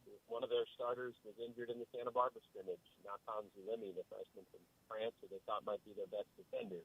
So that's a bummer to lose him for the season, but they do have some depth, and I think we'll see him go 10 or 11 deep again tonight. And I'd encourage fans to come out. You know that you got 7 home games to start the year, but tonight's a good opportunity to get in on the ground floor, see a team that has a different feel from last year. Now, I must say, not sure how good a defense they can play and not sure how they're going to rebound, especially in the Mountain West, but I know they can score. And the basketball IQ on display Monday night is something I think a lot of longtime fans or guys who still like to think they can play like I'll be doing tomorrow morning, they appreciate that kind of game. And I think this team will have some aesthetically pleasing performances in that regard. Well, I think it's encouraging when you see their ability. Obviously, they want to finish in the paint a little bit more, keep teams honest inside there. Of course, they want to hit the three a little bit better as well this year. In terms of seeing all the guys being active in this game, I think Coach Vance Wahlberg wanted to see what guys did on the court. I think only one player didn't score last game on Monday, but outside of that, with a lot of home opportunities, the Bulldogs always seem to play better at the home court as well as opposed to last year. And I think Coach Vance Wahlberg is counting on some certain buckets to go in this year as opposed to last year when, as you know, you were front seat for a lot of those frustrating losses. And you just feel like if you get a few more of those, things could have had a better momentum shift into this season. And maybe that is what people can count on with this Bulldog team. Well, they need to, right? I mean, they're going into the Pac-12 next year. So there's not going to be any margin for error. You know, you can't afford to be the team that loses winnable games. And you know, I'll just be brutally honest. I think there were 10 games last year that they could have and should have won that they lost. And, you know, that you flip all 10 of those around and you're looking at a 500 season. But it almost became a defining, you know, characteristic of that squad that they couldn't put away games. I mean, they were up 7 with less than a minute to go at Wyoming and lost. This is not that team. This is a team that I think is going to have a better killer instinct. It certainly has more shooters on the floor. Still, I think the defense and rebounding are 2 areas that they're going to have to find some answers for. And one encouraging thing the other day was seeing Wilson Zock, the freshman big man. I think he's got a lot of potential. But you mentioned one dog didn't score. That was Makan Duke. And Makan is 6'9", 6'10", but in his mind, he's a point guard. He's a ball handler. So that was a real tough matchup for him against Fresno Pacific when he's guarded by smaller, quicker guys. I think his opportunity to shine is really going to come in conference play where he's up against bigs, and then he has a quickness advantage, a ball handling advantage. But this is an opportunity for him to grow, because he'll be up against the same kind of challenge tonight where he's going to be up against a smaller defender. He'll be in the starting lineup again, but can he be effective against smaller players? Can he use his size inside a little bit, or does he have to rely on the face-up game and trying to take a guy off the bounce? They were really high on him last year. That was the narrative we heard all year, right? That he's been eligible, this would have been a different team. So now we need to see that proof in the pudding. He needs to realize some of that potential in order for this team to really make a move in conference play. How would you say that the demeanor of Coach Wahlberg has been leading into this season, as opposed to maybe throughout, you've been to practices last year, you've talked to him, and maybe you've seen the lead up into this season. Have you seen any change from Coach about maybe feeling like he has more of his team now that he's been wanting to build in terms of what he's had a vision for? Like, how do you feel he's been going about it this offseason from what you observe? Yeah, I mean, I think he definitely ended up with a roster that suits his style of play a little better. I guess we have to get used to the transitory nature of college sports, and especially basketball. Yeah. So when you've been around the game for a long time, that's hard. And, when you get to know young men that really enjoy the community and the community loves them, you want to see them stay. And, I can't help but think, what would this team be if Elijah Price had stuck around? But Nevada paid him $400,000 to go to Reno, and now we'll get to see him twice, if not more, in conference play. I think he would have fit perfectly with this personnel, and you wouldn't have the rebounding concerns that you have. But that's an opportunity for other guys to step up. What we do know, is Vance has had success over the years with a system, with high IQ players who share the ball well, and with a defensive strategy that can come at you in waves. Last year, he didn't have the depth to play the kind of defense he wanted to. This year, there's more depth, but can they really get away with that style of defense in the Mountain West without just being played by foul trouble? That's going to be a question that gets answered at some point this year. And I really do believe, Phil, that this Bulldog team will pull some upsets because of the way they can shoot. They're going to take so many threes. There's going to be a game where they shoot it really well and beat a team that nobody thinks they should beat. The flip side of that is there's probably going to be a game or two where they lose to somebody you don't think they should lose to because the shots aren't falling. Now, the opener against Fresno Pacific, they weren't that reliant on the three, but I think for the bulk of the schedule, they're going to be a team that shoots more from the perimeter than they do inside the arc. Well, they'll certainly have some tests and teams that have been in the tournament the last few years, UC San Diego being one of them, Stephen S. Boston. Of course, I'm sure you're excited to see what they do against Coach Cal out in Little Rock against Arkansas later in the year in December. I think it's a fascinating non-conference schedule to see where it all comes to head. It's going to be an interesting one to show what this team's capable of and what they can be leading into the Mountain West. Do you agree?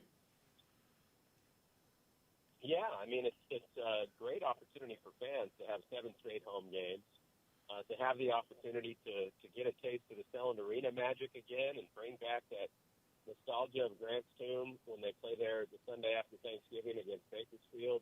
If fans don't have their tickets yet, go Bulldogs.com. And, some people I think have been a little confused by that, but to me it's really straightforward. It's, hey, we're not going to pretend that people didn't love Selland Arena and that chapter of the history doesn't exist. That was a great time to be a Bulldog fan, and the energy in that building was electric. Mm-hmm. So let's go back and feel it again, and then carry it with us to the Save Mart Center. It's not a competition. It's not Selland versus Save Mart. It's, hey, this is Fresno State basketball. These are the roots. It's the same idea as a throwback jersey, right, or the Ring of Honor, or anytime you retire someone's number. It's you're honoring the past. Mm-hmm. You're living in the present, but you're inspiring the future. And I think that's what that Selland game has the opportunity to provide for the program. I think it's going to be a blast seeing the human tunnel back, seeing alumni come back. I know for a fact the guy who made the first ever basket in Selland Arena is going to be there that day. That's going to be fun. So, a lot to look forward to it. And, yeah, even though the non-conference games outside of Fresno are few and far between, going to Arkansas will be a great test for this team, and they'll see the standard that they need to try to pursue. So that's going to be a great challenge and a great experience for these guys to play in SEC country. Technically a neutral court in Little Rock. The Hogs play most of their games in Fayetteville, but we know how that's going to be. Mm-hmm. It's going to be a big home court advantage. And other than that, fans who want to do Thanksgiving down in the desert can go watch them play Pepperdine the day before Thanksgiving at Acrisure, a great hockey arena in Palm Springs that I thought was set up real well for hoops when we were there last year.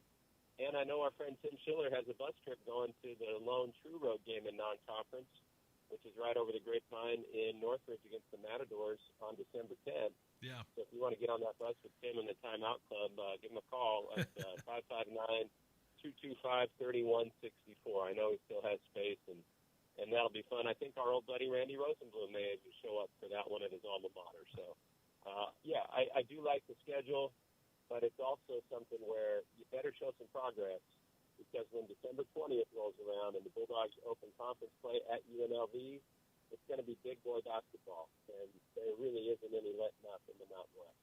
Oh, certainly. Can't wait. I'm jetting over there as soon as my show ends at 6. I hope I don't miss too much action tonight for the game at USC. upstate. Hey, Paul, real quick, I know you got to get running here, but I want to get one football question to you here with the win at Boise. Was it as much fun for you watching that game as it sounded on the air? I'm sure it did. And, for the meaning of that game, I know you only got a few minutes left, but just how do you digest a game like that and where it came from, basically out of nowhere from the last couple of weeks we saw before with this football team? Yeah, there's a lot there, Phil. Hats off to Coach Entz and that program, because momentum's the most powerful force in sports, and momentum was not moving in their direction, right? A shocking defeat at Colorado State, a game they know they never should have lost, and then a historic embarrassment at home, being shut out for the first time in the history of that stadium. And to come off of that and say, hey, that's not who we are. Let us show you who we are. And I think, defensively, they actually played really well against San Diego State. The offense just couldn't move the ball. But in this game, it was truly complimentary football. They made some adjustments in the run game. I thought they dominated the line of scrimmage in both directions, and that's saying something because most people thought Boise State had the best offensive line in the league. Obviously, Maddox Madsen going out had something to do with that, and it changed the way both the offensive and defensive coordinators called plays the rest of the game, right? You can be a lot more aggressive as a defensive coordinator when you know you don't have an experienced quarterback there. And offensively, you knew you didn't have to take any chances because the defense was really in an advantaged position. So I think that injury really did change the game. But to see Fresno State go from there and dominate to the finish line to the degree that Boise State had never been beaten by that margin at home in the FBS era, that was really significant. It was a historic win. It puts Fresno State back in the championship picture. And I was just happy for those young men. I think Coach Entz got emotional in our post-game interview. Maybe not as emotional as Pat and Cam, just lapping it up in the fourth quarter. But he got emotional talking about how the players played for each other.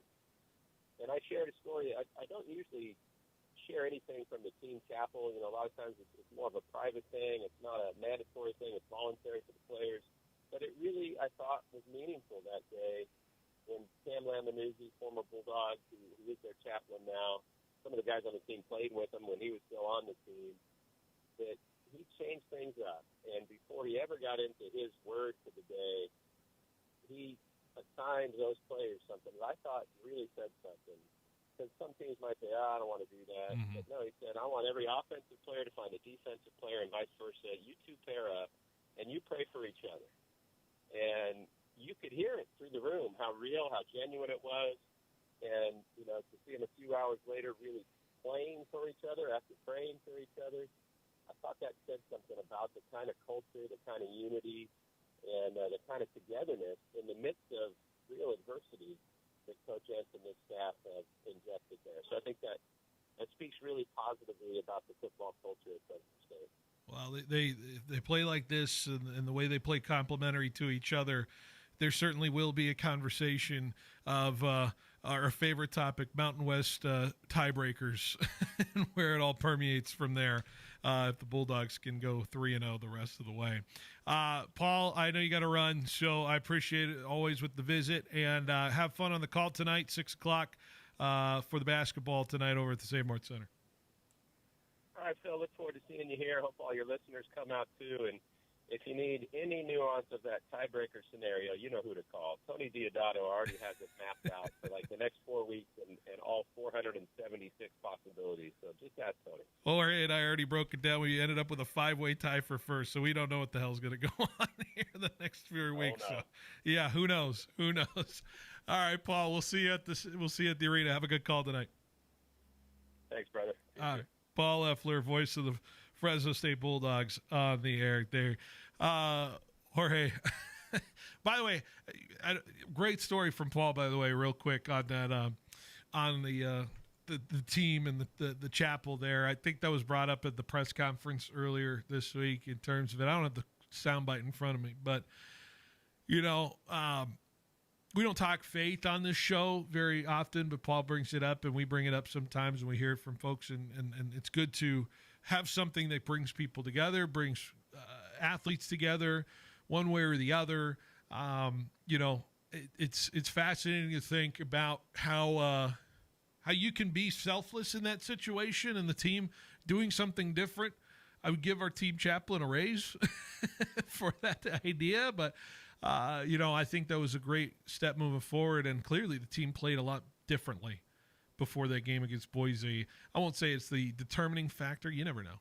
Some people will say it will, but I think it gave a sense of belief. It gave a sense of faith that the Bulldogs could execute on that Saturday and make it happen. I think it doesn't go overshadowed in terms of what they did with that on Saturday. Yeah, it's definitely a sense of unity, a sense of belonging to, something, and something a greater power coming in and being a different. And it's great to have something like that. But I think that if the players believe in it, and it's something that helps them out, it's something good to have. Yeah, good for them. They're a dangerous team if they do what they did on Saturday. They're a dangerous team moving forward the next 4 weeks if they can do what they did. And I think that's the biggest thing. I'm still digesting what happened there based off of what we saw the weeks before, Jorge. It's still hard to really believe that happened on Saturday. I believed it. I believed it. I think I told you that I believed it, but I wasn't everybody was like, no, they're not. No, they're not. So I didn't really want to be like, oh, they are, because if you're the only one saying no and everybody's saying yes, then it's like. But because I seen Boise State struggle against defenses like Nevada, against other defenses, and they did not seem like the same team that was there last year. Yeah. And last year they had a really good team. I give that to them. They were good, and they made the playoffs, and that happened. Whatever happened there. Yeah. And they lost, but it was This Boise State team is not the same one. So when you go in there and you have a team that Fresno State, that defense like Fresno State, that could dominate them, and then have a running game that works, you have a winning team. I will say still, the margin of error is slim with this team. Yeah. If a game goes a certain different direction, then the game will run away from the Bulldogs. I think. This is not a rest on your laurels. We're playing the football we need to play right now situation as well. I think all the coaching staff still knows there's still obvious room to grow. But, man, they played like men possessed on that Saturday. I still just can't believe they did that to that team, that program, in terms of it. So, let's take a break, Jorge. Yeah, it was good to see it. Good to see it. See them win. Good to see it. I'll be replaying that game over and over again in my head in terms of it. All right, let's take a break. When we come back, we wrap up hour number 2 next on 1430 ESPN Fresno, the Valley's local sports leader. Welcome to A+ Signs. Thanks. Yeah, I need some custom exterior signs for my business. Great. What's the name of your business? C+ Signs. Wait, you own a sign company? Yep, C+ Signs. And you want us, A+ Signs, to make your signs? Yeah, I need them really fast, and we can't touch our turnaround times. We are kind of known for that. For signs that stop traffic, drive traffic, and even direct traffic, call A+ Signs. Remember, A+ has great technicians to service and repair signs, too. Yeah, we got a guy, but he's afraid of ladders. Quick, where can you find a great selection of Tempur-Pedic, Stearns & Foster, Serta, and Mattress First bedding? Easy. The same place you'll find adjustable beds, sheets, pillows, mattress protectors, and more. Sleep Retreat, Inside Fashion Furniture. It's worth the time to walk through and imagine what your home could look like with beautiful new furniture. Or how comfortable you'll be on your new mattress. Fashion Furniture on El Paso, across from River Park. There's nothing like it in all of California. Introducing The Sidebar, a brand new open-air beer garden at Me and Ed's Coney Island Grill in River Park. Experience a new way to catch a game, hang with friends, and enjoy new appetizers, char-grilled burgers, salads, wings with over 10 house-made sauces, and of course, world-famous Me and Ed's pizza. Thirsty? Try our self-poured taps with over a dozen craft beers, wines, ciders, and craft seltzers. Plus a full bar with an impressive selection of tequilas, whiskeys, and craft cocktails. The Sidebar at Me and Ed's Coney Island Grill, now open in River Park. Strong company culture doesn't happen by accident. It starts with well-trained managers who know how to lead with purpose. The Sandler Management Accelerated Program is a 10-week course that gives your leaders a clear roadmap to management success. They'll learn how to manage, develop, and retain your most valuable resource, your people. The next cohort starts Thursday, November 13th, so be sure to learn more at kcurtain.sandler.com. That's kcurtain.sandler.com. Now that you've gathered all your landscaping ideas at the Fall Home Show, swing by Clovis Stone Masonry and Landscape Supply to bring them to life. Hey, contractors and DIYers, Paul Metters here. Clovis Stone is the Valley's go-to playmaker with 6 acres of premium materials ready to roll. Whether you're building big or dialing in the details, Clovis Stone has what you need when you need it. With 24-hour delivery, fast, call-ahead pickup, you can stay on schedule and on budget. Step on the lot today off Sunnyside in Old Town Clovis or online at clovisstone.net. Citrus season is here, and once again, growers are choosing orange over blue because Kubota means less downtime, easier controls, and better value through the long harvest stretch. When you're racing weather, labor, and time, uptime matters, and Kubota delivers. So, turn to Pioneer Equipment, your authorized Kubota dealer, for the tractors and service they depend on. With Fresno and Reedley locations, Pioneer Equipment, your authorized Kubota dealer, is ready for you this season. Visit Pioneer Equipment, your authorized Kubota dealer, today. Online at pioneerequipmentca.com. Fresno, this is it. The final game of the regular season's here, and your Fresno City College Rams are ready to bring the heat on the road. It's one last showdown, and the Rams are looking to finish strong. This Saturday, November 8th at 1 p.m., the Rams take on Reedley College and Reedley High School in a matchup you won't want to miss. Feel the intensity, the hard hits, and the big plays as the Rams fight to end the season with pride. For game info and directions, visit fccrams.com. Final game, Saturday at 1 p.m. at Reedley High School. Go Rams! Summer's winding down, and fall is the perfect time to get your home ready for the cooler nights ahead. At Lee's Air Plumbing and Heating, we've been keeping Fresno families comfortable since 1981. A seasonal service now means peace of mind all winter long, knowing your system is ready when you need it most. When the holidays come, your home will be cozy and welcoming for everyone who walks through the door. Don't miss out on the comfort you deserve. Call Lee's Air today and step into the season with confidence.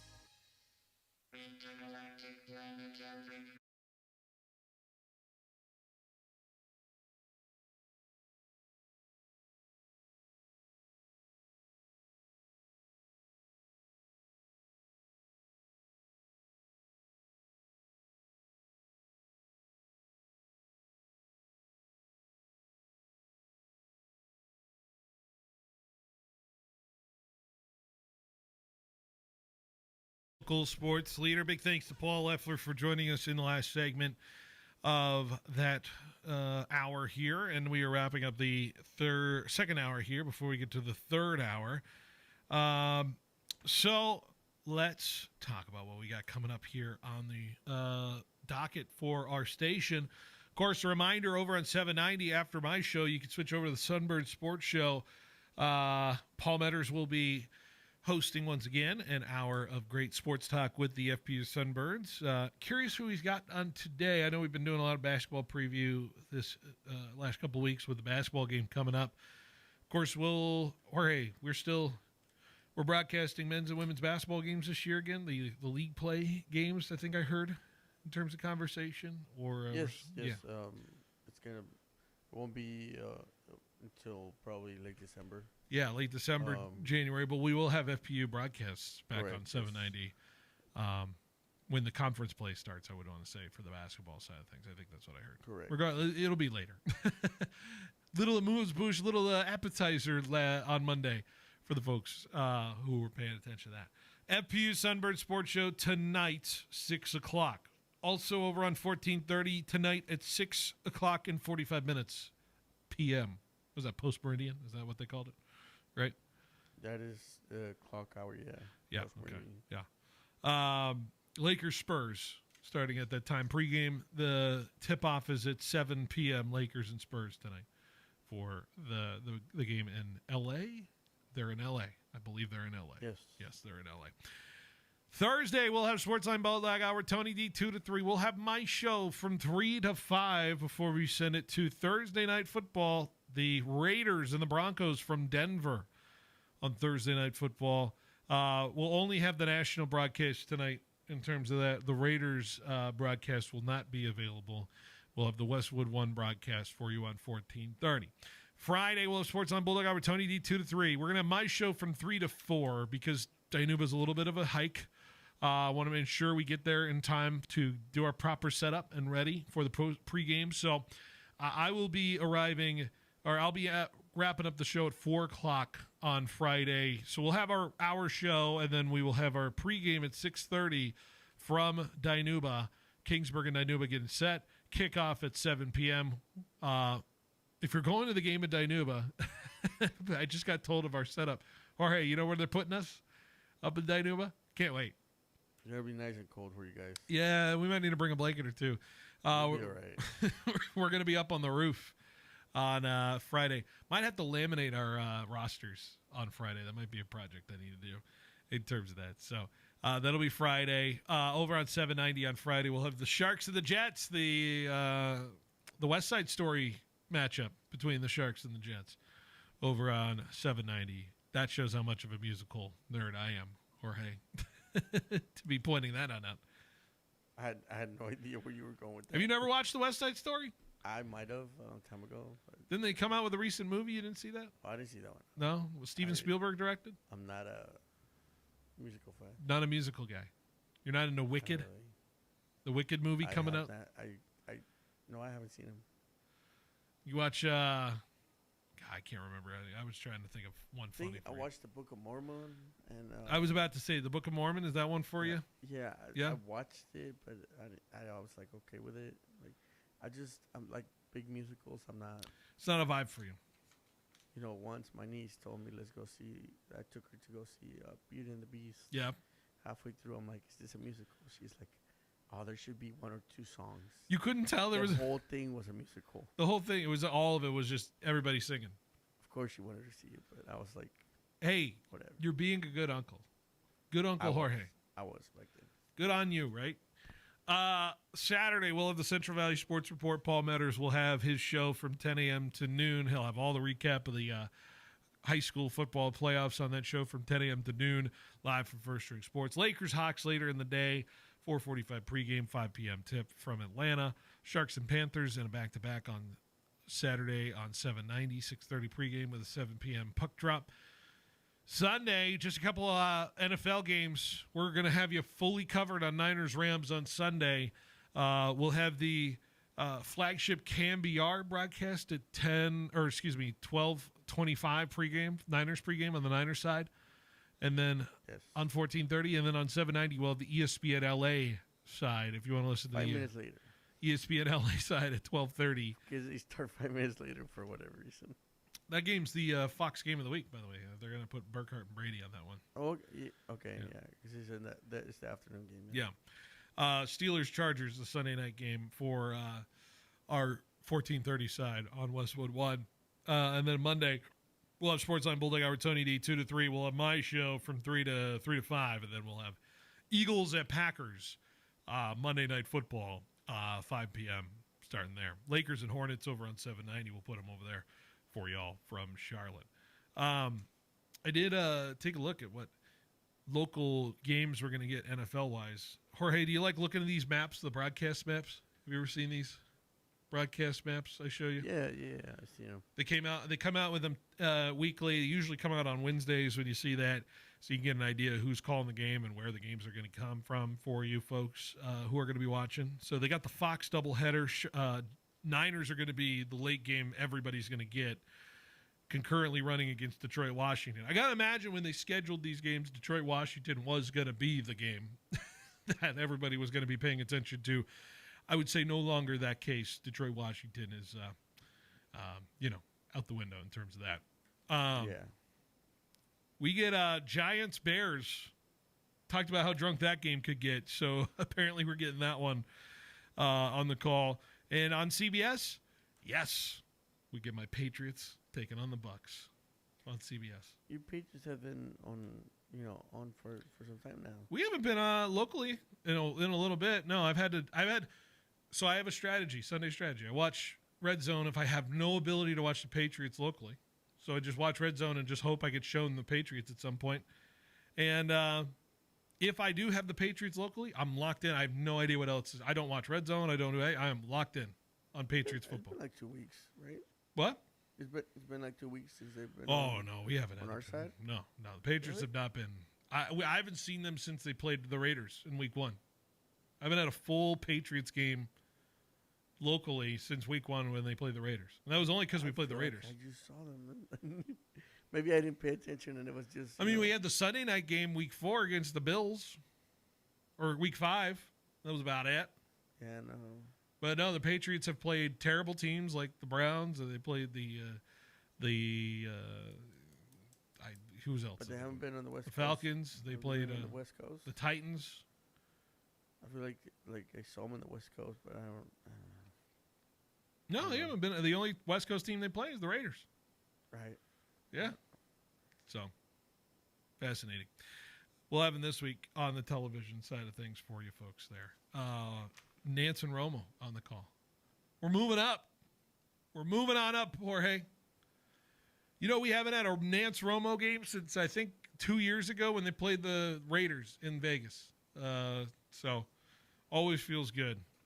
Just hope we don't, poop the bed playing a football game on national television. Who are you guys playing? Bucks. Oh. I said that was my number one game of the week, by the way. You guys sometimes struggle with Florida teams. We do struggle in Florida. That is a distinct characteristic the Patriots always seem to have. Although we already got past their Miami game. We beat Miami in Miami. So we're through that. We're through that for sure in terms of it as well. Anyways, there we go. All right, what do we got coming up in the next hour? We've got my 5 at 5 coming up. And like I said, it is time to talk NBA in terms of the way too early power rankings 2 weeks in. I like to power rank teams ahead of the month of November. Maybe number one will shock you. Maybe it won't.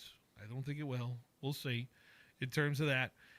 And then we'll also do interview replay. Vance Wahlberg sat down with me last week, and I think there's some relevance to this conversation as he gets set to take on USC Upstate tonight. So we'll learn some things there with Vance. We'll talk about all that.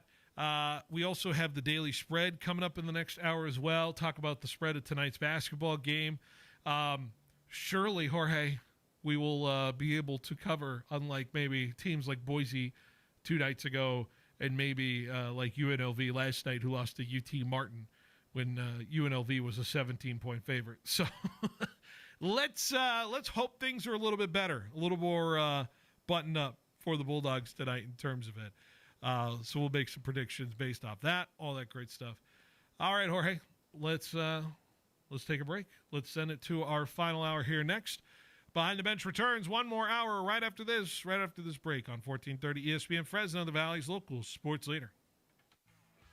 ESPN Fresno is proud to bring back the Student Athlete of the Week. Each week, we'll honor a local high school standout for their performance on the field, in the gym, or on the court. It's our way of celebrating the hard work, dedication, and talent of Valley athletes who give it their all. And it all leads to Student Athlete of the Year. Do you have an athlete you believe is worthy of this award? Enter them in at 1430ESPNFresno.com today. The Student Athlete of the Week, shining a spotlight on the stars of tomorrow. Need cash? If you've got a car, we've got the cash. Clausen Honda wants to buy your car. If it's running, we want your late model Toyota, Hyundai, Kia, Subaru, Acura, or Honda. Just call Clausen and ask for our VUP to schedule your appraisal appointment. In just 10 minutes, you'll get your cash value quote. Yes, we are eliminating the hassle of getting rid of your used old car. So if you're ready to sell, we are ready to buy. Call Clausen Honda of Fresno today. If you've got a car, we've got the cash. Get cash for your car. Clausen Honda. Are you a business owner struggling to understand how cloud technology can help your business? Are you in need of computer and technology support for your employees? M-Cubed Technologies is your solution for fully managed IT services. 24 hours a day, 365 days a year. M-Cubed will be your partner in the digital world, allowing your business to carry on worry-free. We specialize in cloud hosting, Microsoft 365 management, general IT support, and VoIP phone services. Call M-Cubed Technologies today to discuss our partnerships. On game day, don't just settle for weak snacks. You go big, like a boss. The Butcher Boss brings you the kickoff platter, stacked high with man-sized, fully cooked meats. Tender sliced tri-tip, fall off the bone, pork spare ribs, smoked sausage, fiery jalapeno poppers, already sliced, already prepped. This Sunday, don't just watch the game, own it with a kickoff platter from the Butcher Boss. So call today to pre-order yours. The Butcher Boss, 41 south of Riverstone. When you think of California business machines, it wouldn't surprise me if you automatically thought 3-cent color copies. It's something CBM has become locally famous for. But now there's something else business owners are calling about: business phone systems. It's a beautiful thing. Copiers, printers, office phone systems, all with one simple call to California Business Machines. 559-225-5570 or online at cbmsolution.com.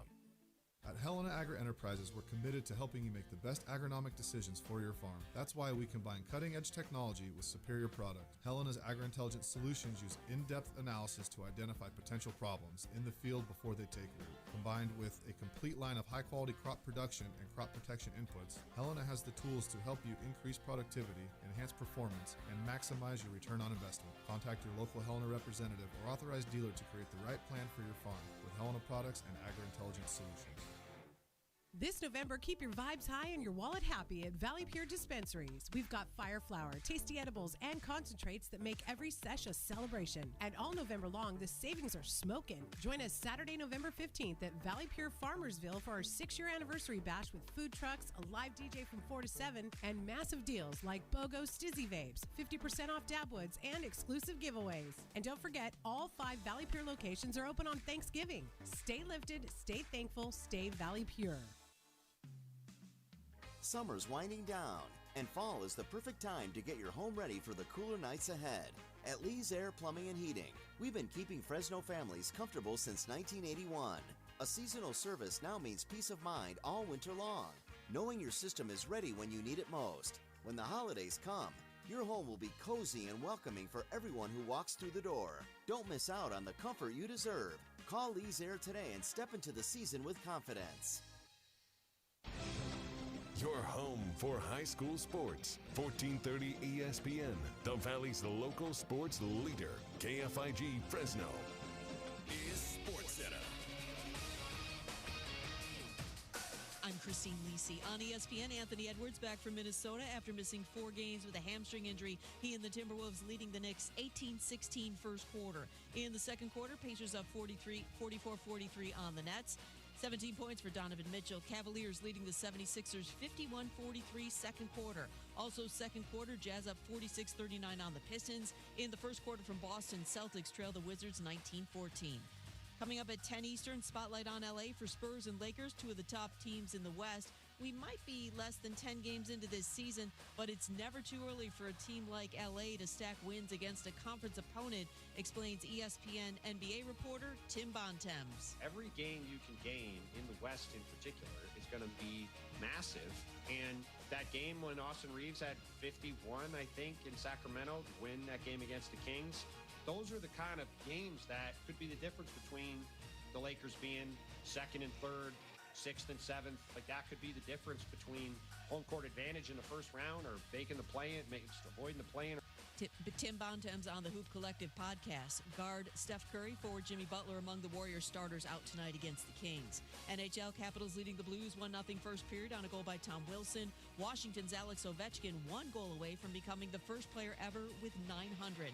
Mammoth have a 1-0 first period lead on the Maple Leafs. NFL back to work for the Colts today, a day after acquiring corner Sauce Gardner from the Jets. He'll make his debut Sunday against the Falcons as long as he clears concussion protocol. Hey, this is Rich Eisen. Coming up Thursday, Iowa head coach Kirk Ferentz and Broncos-Raiders Thursday Night Football preview and Stranger Things actor Brett Gelman in studio. That's the Rich Eisen Show Thursday on Disney+, the ESPN app, and ESPN Radio.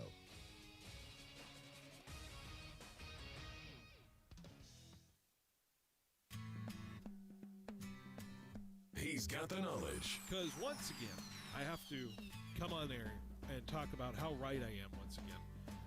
in anything that it comes to sports. He's got the questions. I'm going to lose it. Are you kidding me? What are we doing here? He's got the guests. 20th head coach in Fresno State history here, man. Is it hard to believe sometimes still the 20th head coach here in program history? It's all moved really quickly here over the course of the last 5-6 weeks. But super excited to be here. Phil Benotti is the voice for the Central Valley sports leader. Behind the Bench starts now. Brought to you by Helena Agri. That's right. Behind the Bench here on 1430 ESPN Fresno, the Valley's local sports leader, here on this Wednesday afternoon, November 5th. One more hour of our show before we send it off to programming and Lakers basketball later tonight on 1430 ESPN. Of course, we can encourage you to flip over to 790 as soon as my show wraps up to listen to the FP Sunbird Sports Show with Paul Metters there. Excited to continue our conversations, talking sports here on this wonderful Wednesday. We have the 5 at 5 to get to here, and Jorge, admittedly, I've been keeping up with the Warriors. I don't know if I've been keeping up much with the schedule as well. It's been an interesting. If you're paying attention from afar on the NBA side of things, it's certainly going to be an interesting standpoint in terms of who is good and who is not right now, and where things are going to go for this season.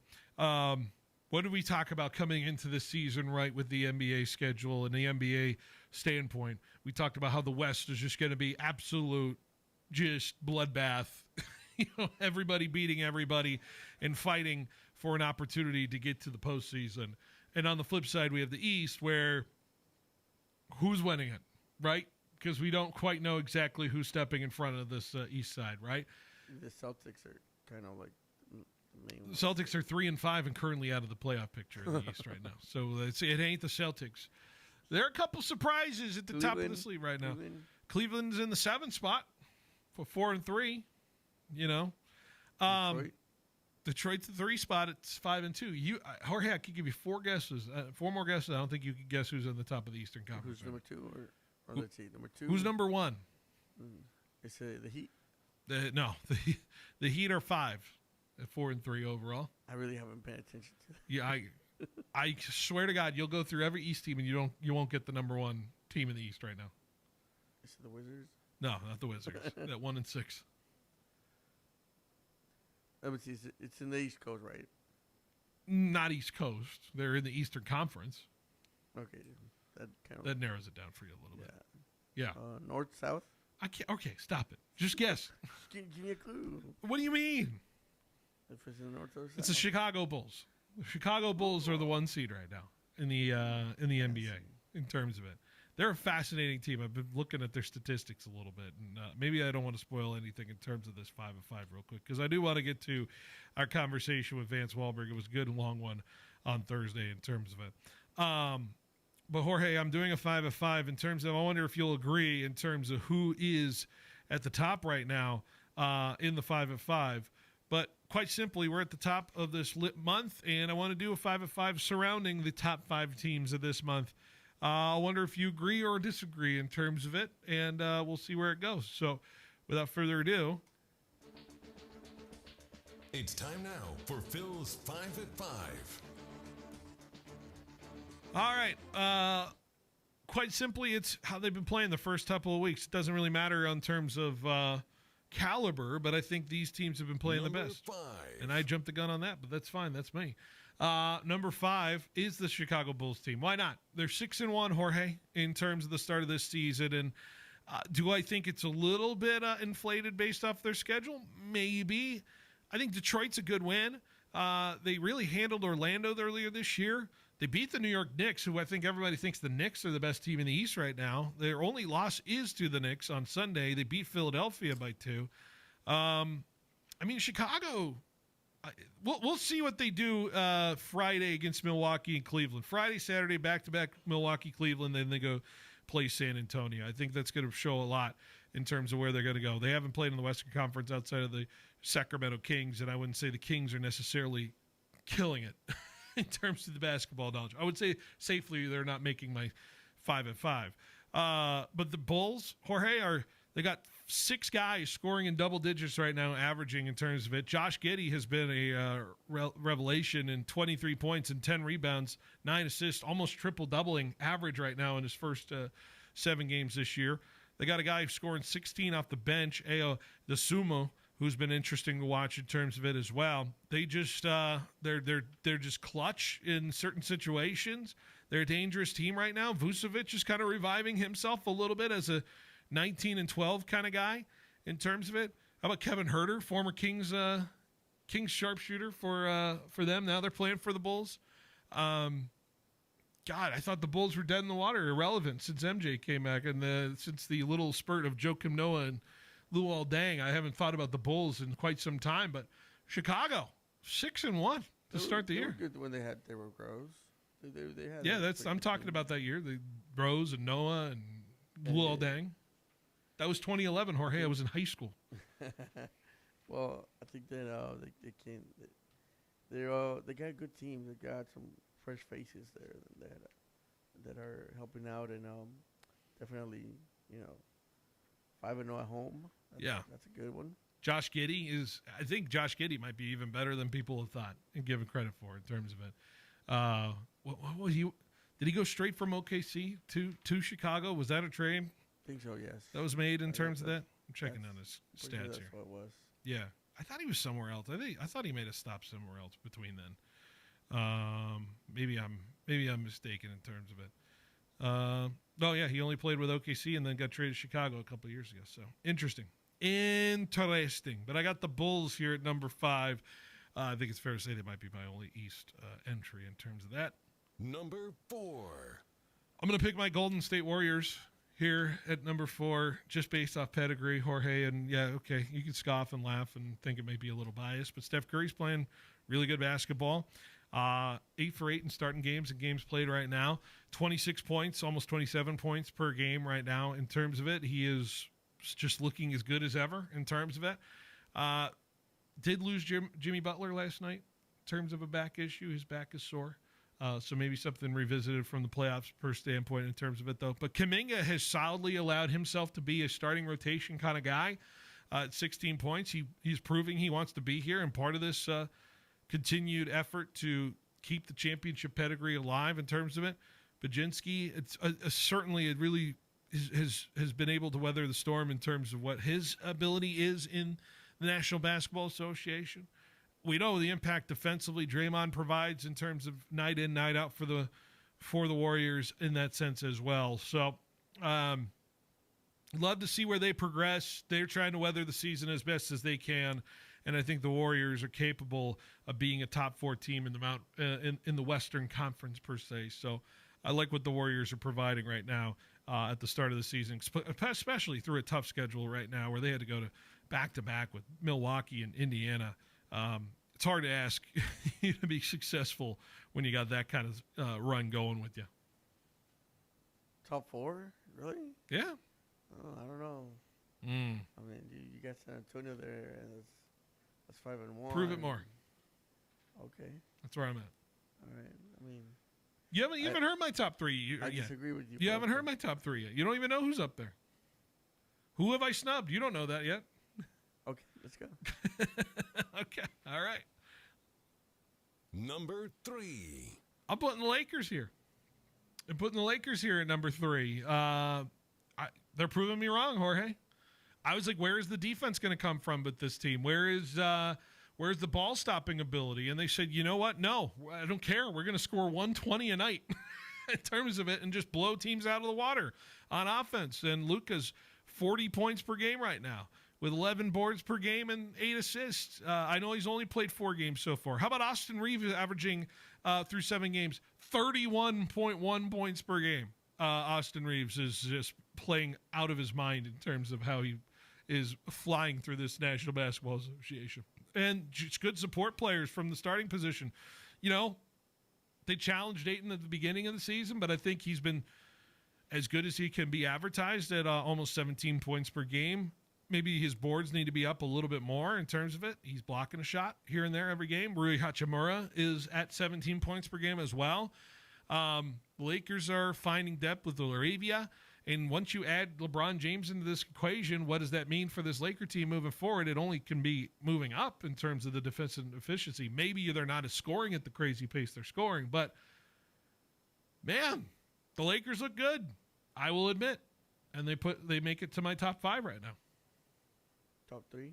Okay, I can see that. Yeah? I don't hate it, but... Did you ever think Austin Reeves could be a 30-point-per-game guy? I mean, I thought he had talent. I thought he was a talented guy. I don't know how he was going to match up with the team, but... Yeah.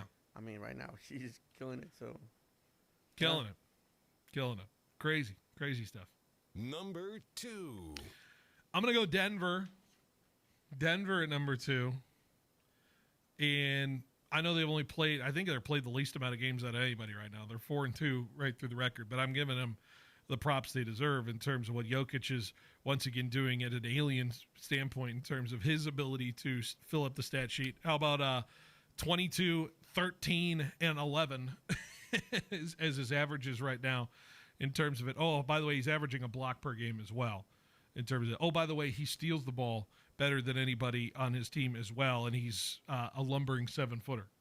So Jokic is once again having the Jokic season again. Jamal Murray is absolutely back in terms of his guard position at 24 per game as well. Aaron Gordon's been insane. He's suddenly becoming like a plus player for them as opposed to just kind of a league average starter that I kind of thought he was. And I think they're finding decent pieces all around their starting side of things as well. I think they have some really good pieces for this Nuggets team. It's a deeper team, and I think they are a team that is formidable in this NBA season. I got the Nuggets at 2. It feels a little high to me, but I guess, I mean, they're a strong team. I see that, but I don't know. I just don't feel like top 5 would be. They just haven't played enough games to convince you just quite yet. I don't think. Maybe. They lost to my Warriors, and I don't remember who they lost to as well. But outside of that, I mean, Jokic is just being Jokic again. Who they lose to? They lost I remember that. They lost to a really weird game to the Blazers. Like a really weird game to the Blazers. Although the Blazers seem to not play any normal game in the NBA season. And who wouldn't when your former coach is embroiled in gambling and poker and X-ray machines. There, huh? The X-ray machines were on too long, you would say, surrounding the Portland Trailblazers. Number 1. Who else could it be than the OKC Thunder at 8-0? Are they going to lose? That's the question. I threw this out to Tanvir. I'm like, are we in 70-win territory with this team? Are we in the 72 Bulls territory? Are we in the 73-win Warriors territory?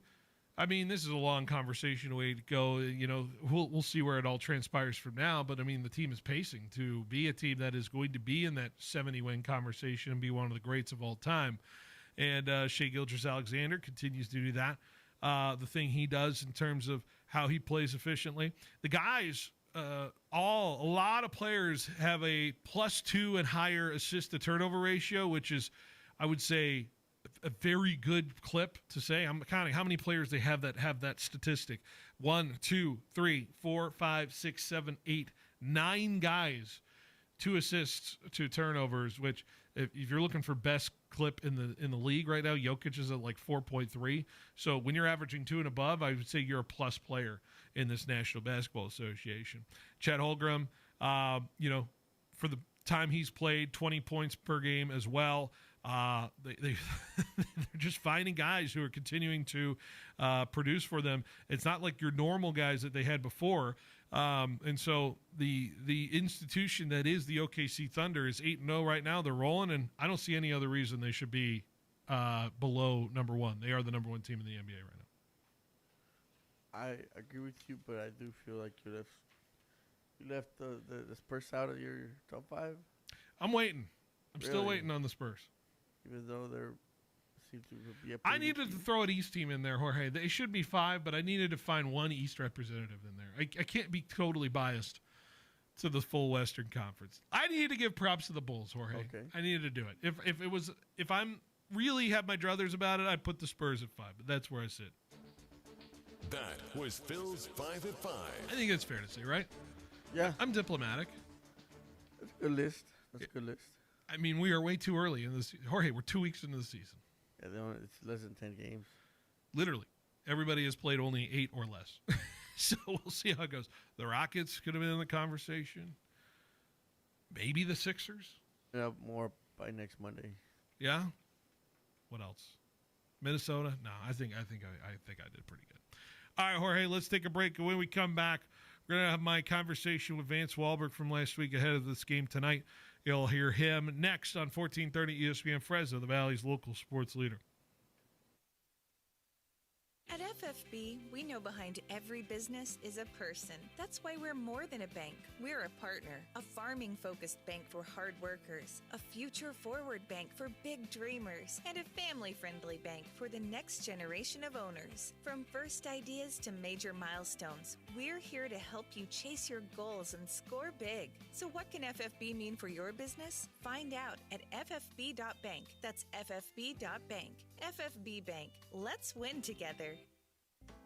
Fresno, get ready for the flavor you didn't know you were missing. Chopped Cheese Bodega on the northwest corner of Blackstone and Bullard in Fresno, next to the 7-Eleven, is now open and serving up the East Coast classic right here in the Central Valley. From loaded chopped cheese sandwiches to crispy fries and house-made sauces, this is not your average deli. Follow at Chopped Cheese Fresno on Instagram to see the full menu. Real meat, real cheese, real good. Chopped Cheese, Bullard and Blackstone in Fresno. Your Fresno State Bulldogs are fighting for that Mountain West championship. There's nothing better than rooting for your Bulldogs as they battle it out on the gridiron, representing your city of Fresno. Bring the whole family and get loud cheering on your Bulldogs at Valley Children's Stadium all season long. Be sure to check out GoBulldogs.com today for information on special events and to grab your tickets for upcoming home games. Go Dogs!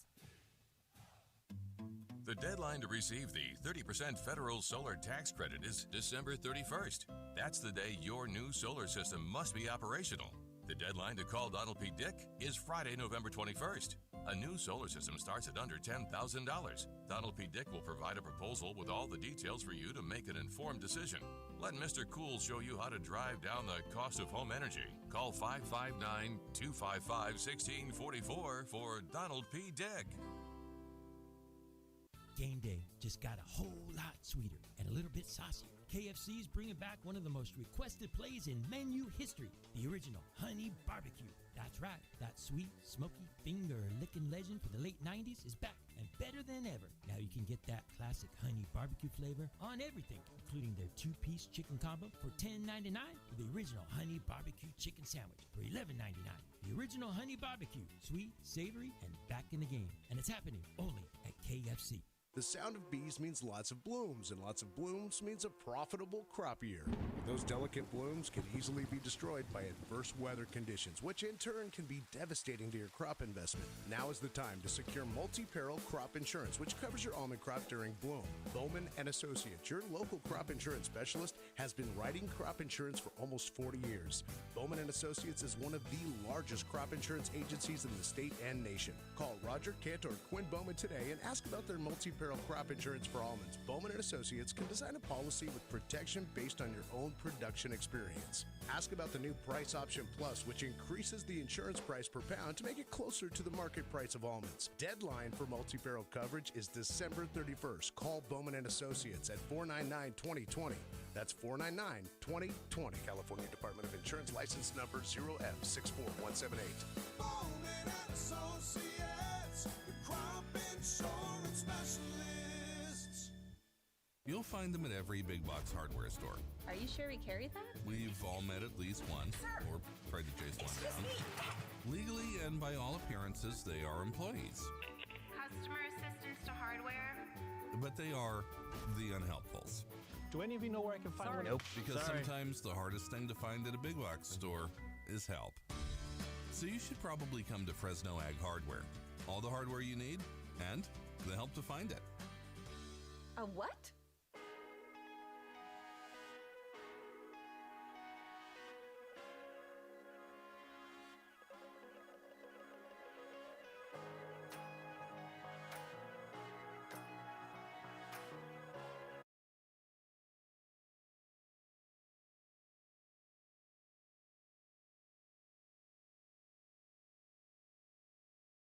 leader here and hour number 3, getting close to the end of our show, but we're going to have an interview now with Vance Wahlberg. Before we get to it, though, reminder, YouTube TV customers, you got to get the sports you love on ESPN back, including college football, college game day, Monday Night Football, NBA, college basketball, and more. Act now. Go to keepmynetworks.com to get ESPN back on today.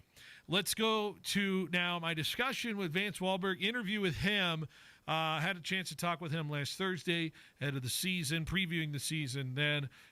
So a lot of good info. If you're heading to the game tonight like I am, I will be rushing over. I'm sure you're on your way now. This is a good conversation to listen to ahead of it before the game at 6 o'clock. So here is my conversation with Vance Wahlberg from earlier last week.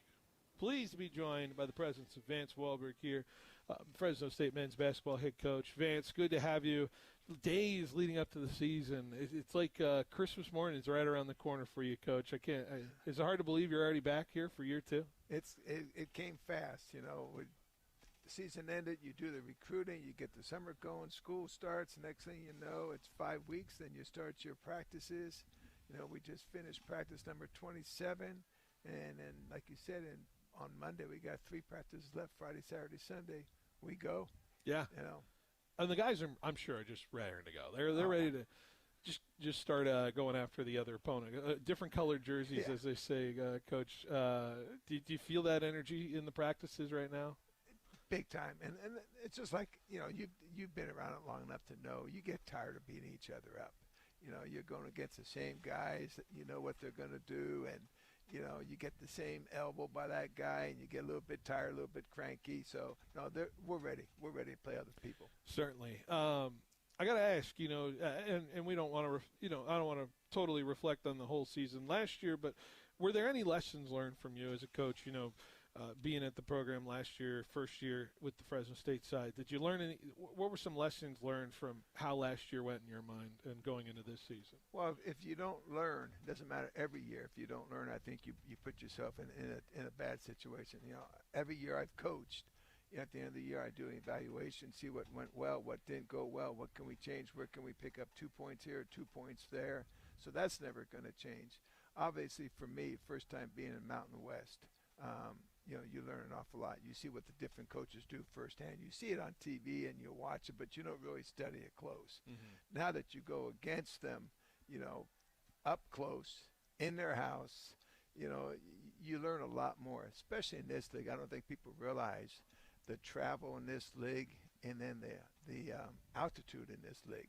How many teams are over 5,000, you know, they're up over a mile high and so forth. And, you know, you play them on maybe a Wednesday, Saturday, and you don't get home. It's a little different, but no, I definitely learned an awful lot. Yeah, the flow of it and how things went, and of course, you know, in terms of getting this team ready for that kind of play in the Mountain West and getting them prepared for that kind of rigor of a season, right? And as a coach, how much you keep that in mind when you're forming the team? You're bringing in guys from all around the area, all around the country, to come play for this program. You know, what was kept in mind in terms of, I need the right guys to be ready for that kind of rigorous journey that the Mountain West provides? Well, for me, honestly, there's a couple of things. One is culture. You know, the success I've had through the years is when I've had really good players who really worked hard, who believed in team. Nowadays, with NIL, all the transfer portal, it makes it a little bit tougher. So one of the biggest things that we did is my assistants were really good. They knew now exactly what type of players we had that I wanted and how to get them there, you know. And for me, the other thing I thought we were really weak on last year was our outside shooting, you know, and we got a lot better shooting this year. Knock on wood. Hopefully it performs in games and so forth. But we got some pretty good shooters, and I just love the chemistry that we have with these players. You know, we got I think a pretty good inside-outside game. You know, Wilson Jacques, the 7-footer from France. You know, he's come in and, you know, he's just a big body inside. You know, he's 7 foot 265, and he uses all that, and he works so hard. You know, and that combination. And you know, Jake Hodbreder is one of the best shooters you're going to see, I think, in the league. Yeah. And I'm hoping that he continues doing what I know he can do. Yeah, certainly. I heard he had a really good couple of scrimmages so far, right, with Jake and his ability. And, you notice it last year, Coach, you get those shots. You had a lot of those shots, those open three-point shots. It just, the way the guys are scheming, you just didn't have the guys who were able to knock them down in that way. And now that you feel like the guys can find that ability to get to those open shots and find those spaces where they can get to that opportunity. But are you excited about that in terms of the guys grasping the nature of what your offense looks like and how they can execute more a little bit better than last year? Oh, definitely. And the biggest thing right now, Phil, is, we do have a whole brand new group of players. Yeah. So it's going to take a while to figure out, who's better in what position, where their spot on the floor is and so forth. We got a feeling we know what it is, but until you start playing games with the lights are on and so forth. But the one thing, watching practice, God, it's just such a pleasure to see the ball move the way it should move. Mm-hmm. We make that extra pass. We do the little things that it takes to be successful. My biggest fear right now is just we got to get stronger on the defensive boards. That's the one area that I say we have to get a lot better. And to me, that's heart, that's effort, and it's my job, to find a way to get them to be a lot tougher that way. Of course, with defensive boards, it keeps you from having to defend more than the 35 in terms of that, or however those teams set up in the half court, right? And you feel, with less possessions defensively, you want more possessions offensively. I'm sure that's a great formula for success. Easier said than done, but I'm sure that's something you keep thinking about as far as the games go. We do, and we've been harping on it. Both scrimmages, both exhibitions we had, we got out rebounded on the offensive boards. And again, it's the lot of little things. You got to turn, you got to find that guy, you got to hit that guy, and those are the things that we'll continue to work on. Because I really think if we can stay even on the boards, I really think we have a great chance of being a very successful team this year. You mentioned it's effort, a lot about effort in terms of the rebounding side. Smartly seeing how do you train that in the guys to not just in terms of the effort side of things, but in terms of positioning, knowing they are in the right spot in terms of where the ball is being shot, where things are going in terms of the offense and how it's flowing. How do you teach that in a group of guys who can limit a possession? Again, it's part of our defense because we do scramble a little bit on defense. So there's going to be times that we will be out of position. But again, if all five do their job and come back, you're going to cut that down. And just think about it. If you cut down 3 or 4 offensive rebounds for another team, that's 3 or 4 less possessions for them, 3 or 4 more for us. That's a 6, 8, 10-point swing it could be. Certainly. I want to, ask about just you mentioned you got your guy in the middle 7-footer, right? What was his name again from France? Wilson Jacques. Wilson Jacques, as far as that's concerned, a 7-footer. But I think you're looking for a little more strength in the interior in terms of finishing ability, right? Teams I think were leaking a little bit, a lot last year in terms of defending the paint a little bit more, knowing the outside shot wasn't there. Is it outside shot leads to more things open, or is it more things open lead to outside shot in terms of how it goes? A lot of times it depends on who you're playing, how they defend you. The nice thing I think this year, having Zion back, obviously, Zion Collins back, obviously really helped. Zion knows, he's one of the smartest players I've coached. He knows what I'm thinking. I kind of know what he's thinking. He sees certain things. He kind of lets the players know. But it was tough for him last year because on any penetration, everybody collapsed. He was getting crushed. So now you got to kind of pick your poison. Do we want to, on Zion's penetration, do you want to leave Jake or Mateo or Cam or somebody else open?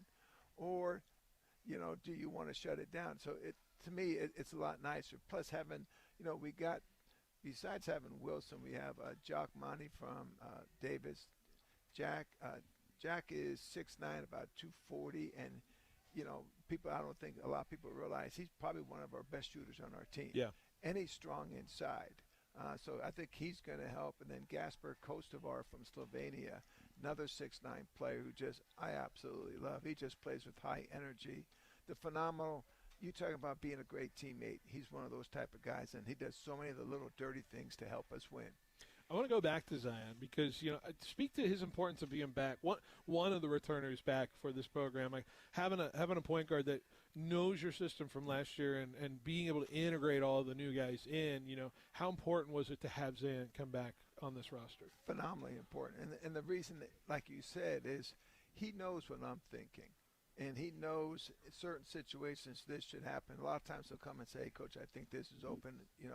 I say, go. I trust you. You're on the floor. As a coach, you see certain things. You're looking at a lot of different things. As a point guard, because I played point guard, as a point guard, you know what's open out there, who you can find. And that's one nice thing with Zion is that he's smart enough to see those things and get the ball to the right person. And the other beauty I think people are going to enjoy about this team, Zion, we have Bastien Reber from France and DJ Stickman, the 3-point guards. All 3-point guards are pass first point guards. Mm-hmm. And you don't see that too often nowadays. A lot of times you're a point guard, everybody has a point guard that wants to shoot it and so forth. And I'm not saying that's bad, but if you're a pretty good shooter in the wing, it's nice having a pass first point guard. Excited to be back with DJ after the high school connection, of course. Excited to have him back with you, and what is that like to have him in the gym again? Well, the nice thing is, like, press-wise and defense-wise, DJ knows what's going on. He came in, I think, at 169. I think he's like at 187 right now. Wow. I mean, his body looks phenomenal. He's hit the weight room hard. He's done a good job. A lot of my coaches, I think when we first signed him, were, okay, you're taking a local kid, blah, blah, blah. And I felt like after a redshirt year, I thought he would help us a little bit his second year, his redshirt freshman year. Then I thought his redshirt sophomore year, he would really, so he's not redshirting. He's playing. He's ready now. He's going to jump in there. There's going to be times defensively he's going to really help us. And then there's no better athlete on our team than him. I mean, at 6'1", he's got a phenomenal vertical. He's a strong athlete, and he just, again, I think the players really enjoy playing good finisher. with him. He's got to get better finishing. Got to get better finishing. It's a little different. Yeah. You go from high school a little bit to the Division I level, especially in Mountain West. You're not finishing against 6'3", 6'5", 6'6" guys. You're finishing at 7-footers, 6'11". You're in the trees. Yes. So he's got to get better there, but his effort, and his defense and his tenacity is going to really help us. Yeah, certainly. And, of course, through this non-conference schedule, a lot of home games. A lot of home games. Yeah. The St. Martin Center is going to be pretty busy and keeping people employed with how many home games you guys got. I'm happy for that because last year I was tired of being on the road a lot in non-league. You look at most of the top Mountain West teams, if they got 12 non-league games, 8 or 9 of them are at home. Yeah. There might be 1 or 2 neutral games and one or two, as a true road game. Well, speak to, especially this opening stretch of all these games at the St. Martin Center. You got some opponents coming in. Most notably, I think you see San Diego with their program, how great they've been coming along as a team. I know Stephen F. Austin usually makes it to the tournament. Good team, very good team as well. And so, speak to the caliber of opponent that is coming into this building and you guys having the tests here early on before you get into the road trips. I think it's a good mixture. I think our non-league schedule kind of gives us, some games that, hopefully we're successful in, other games that are going to test us, and then after we have those games, then we get that nice easy test, at Little Rock with Arkansas. With your old pal, Coach Cal. And then Northridge has got, Andy Newman down there does a phenomenal job, and they're always tough as heck in their little arena down there. I don't want to overlook the Selland game, though. And I think that's going to be you were there at the announcement a couple of weeks ago, and that was phenomenal news for the people. And I don't know how much you have experience of going down to Selland. I'm sure you had a lot of games down there when you've been in the area. What comes to mind about Selland Arena for you and those memories that call back? Well, I tell people this. I played in Selland in 1976, 77, 77, 78. Yeah. So I was there at Gregory's last year, Boyd Grant's first year. And it was kind of, fun for me being there. One of my teammates that I played together in junior college, played at Fresno State at the time, Mike Gregory. So it was kind of neat to play against him. So you go from there, you come back. I moved to Fresno. Then, Tark during his stretch was phenomenal. I went to a lot of games down there. I really enjoyed Coach Tark. He would come to watch our practices. I would go watch his. It was really neat and interesting. And then I really felt, what Fresno Unified and what the Valley did, having the section playoffs at Sound, I think has been phenomenal for the people. I know, when I came back to Clovis West, a lot of my players, said, the whole thing was got to get to Sound, got to get to Sound. So I think it's been great for the high school area here too for that. Oh yeah, it's a great atmosphere, great time to be there, and the energy you just can't quite match it in terms of it. You feel like everyone's on top of you as a player. Do you recall those? That as a player, when you think about how much those people were on top of everybody, you felt like they were right in your ear on the court. And I tell you what, in the Mountain West, that's all you get.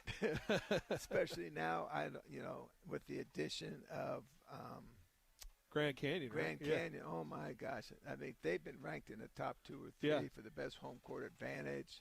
Utah State's crazy to play at. Colorado State, San Diego State. I mean, there's just so many great venues in our league for our players to get that opportunity to play against. It's a little extra special. CSU Bakersfield is the one that comes into town to take on you guys at Selland? I just want to beat them. I don't care. I know I played there a long time ago. That doesn't mean that much to me more than anything else. I love winning, and I just want that W. Certainly. Let's talk about the Mountain West. And you were back at Mountain West Media Days last week, right? And so it's kind of the cordial meeting and saying hi to all the guys and all the coaches before you all set off for your big-time battle for the Mountain West Championship, of course. What stands out about the conference? You mentioned it at the top of how much a grind it can be, throughout the weeks in terms of it. But when you think of the coaches you talk to there and think of the players you see there, what stands out? Knowing, obviously, this is the last year in the Mountain West, and this is the last time we get this group of schools together. Well, unfortunately for us, the teams that are leaving the Mountain West and going to the Pac-12 are probably the best teams in the league. Yeah. You got San Diego State, who every year is there. You got Boise State. Leon does a phenomenal job. And you got Utah State, who I think has been in it the last 4 or 5 years. Colorado State. So you're talking some really good teams. I think the neatest thing about the media days for me was watching our 2 players, DJ Douglas and Jake, have an opportunity to go there, go to Radio Row, get interviewed by all the different teams and Fox and CBS and all that. It was just good for them to kind of see, it's a whole different level. Is the media trading a little bit? Get them ready. They're going to have to step up in the press conference. Those post-game pressers. How do you speak to the importance of that? Sometimes getting those guys ready when they have to answer questions. Maybe they're, after a loss or after a win. How to be able to convey what they want in terms of after a game. Well, the nice thing for somebody like Jake, he's a grad senior. He's been around. Yeah. And he knows how to handle himself. DJ knows. The players know how to handle themselves. That's the one thing, people coming out to watch our players this year. I think they're going to really see a great group of young men who want to get better, who want to compete, and know how to handle themselves. There could be breakout stars on this roster. Who knows where the people grasp in terms of maybe that's to be determined, Coach. But is there a couple of personalities out there that people are going to be keen to in terms of how they play, how they have the energy on the court? Sometimes there's some guys that maybe some people get drawn to in terms of it. You've seen it last year, but what do you think about this year's roster in terms of the personalities? Well, the sad part, Phil, because I want to give him a little love right now, is the kid who I thought was going to have a heck of a breakout year was Nathan Zulemi from France. Yeah. Nathan over the weekend tore his ACL, so he's done for the year. He was going to be a starter, but it's sad that people don't get to really watch him. Some of the people have come by at practice and said, wow. I mean, he's 6'4", he's got a 6'10" wingspan, and he plays hard. Wow. Gosh, does he play hard. So losing him hurts, obviously. I think one of the guys people are going to like, we got a incoming freshman, Deshaun Gorey. Mm-hmm. Deshaun's 6'7", maybe 175. But he reminds me a lot of Corey Brewer. I had Corey in Denver, and I watched Corey play, obviously, at Florida and so forth. Corey always played with a lot of energy. Deshaun plays with a lot of energy. Yeah. And I think people are going to really enjoy watching him. Again, Wilson Jocks, a 7-footer. Wilson doesn't look like he moves the fastest or whatever, but gosh, if you really study him and watch him inside, how he posts up and how he's always working hard, and I just love his competition and that's just the way he competes. I mean, it just helps our team. And the other person I told you about before was Gasper. Yeah. Gasper's another competitor. We have our other grad senior, Cam Foss. Cam was injured early with some sprained ankles and so forth, starting to come back. He's about 80% right now. Again, just having that senior leadership, guys that have been through the ringer. Plus it doesn't hurt that he's a pretty darn good shooter too. We'll take that. Yeah, I'll take that anytime. You'll take that anytime. Coach, I'll leave it with this question. What are the indications you feel if the team's doing the things they need to do that you see? What are the indications that this is a team that can find ways to win in this? You had so many close games last year. I'm sure you could count them on more than one hand in terms of it. But what are the little things this team needs to do to show you that, hey, maybe those are going to go the other way and we're going to have a much better season this year? Well, the first one I already told you was that, it's not a little thing. It's a real big thing is the boards. It's the defensive boards. Yeah. I think this team, the other nice thing about this team is I think they're a very smart team. I mean, there's things that last year would take us 3, maybe 4 weeks to learn. These guys will pick up in 2 days. Yeah. So we can do so many little things more that way. So we can be able to execute certain things at the end of a game or at the end of a shot clock or at the end of a half or side will be with 3 seconds to go. I think they're going to be able to do a lot more of that. People don't realize, that 2 points there, that 2 points here, it adds up and it's really successful. So I think the smartness of this team is going to give us that ability to be able, hopefully get those wins that we should have had last year. Yeah, flip those scores and get it back the other way in terms of it. We'll look forward to seeing this team play, I'm sure. And there's a lot of opportunities, Coach, to get out. I'm sure you want to see the fans out there. It would be great. It would be really great. Honestly, these guys have worked so hard. It would be phenomenal to have them have that support. Coach, I appreciate you taking the time. Best of luck on the year. I'm sure we'll have you throughout the year. Thanks, Phil. Appreciate it. Appreciate it. Vance Wahlberg, head coach of the Fresno State men's basketball team. We'll take a break. We'll wrap up the show next on 1430 ESPN Fresno, the Valley's local sports leader. So, Dad, Mom says you're both retiring next year. That's right. Finally time to start doing all the things we've been saving for. I love it. Have you figured out how to convert your 401ks and investments into income for that? Actually, I have no idea how to do that. I guess I better figure it out so I can start spending your inheritance. Just call Thiessen Duker Modern Wealth Management. I met one of their advisors at a 401k meeting. Then I had them do a complete financial plan for me. Your mom and I could use that kind of help. But why Thiessen Duker? Well, they're different. They use innovative software designed to show you a detailed picture of your finances. And their advisors work as a team to evaluate your retirement options from all angles.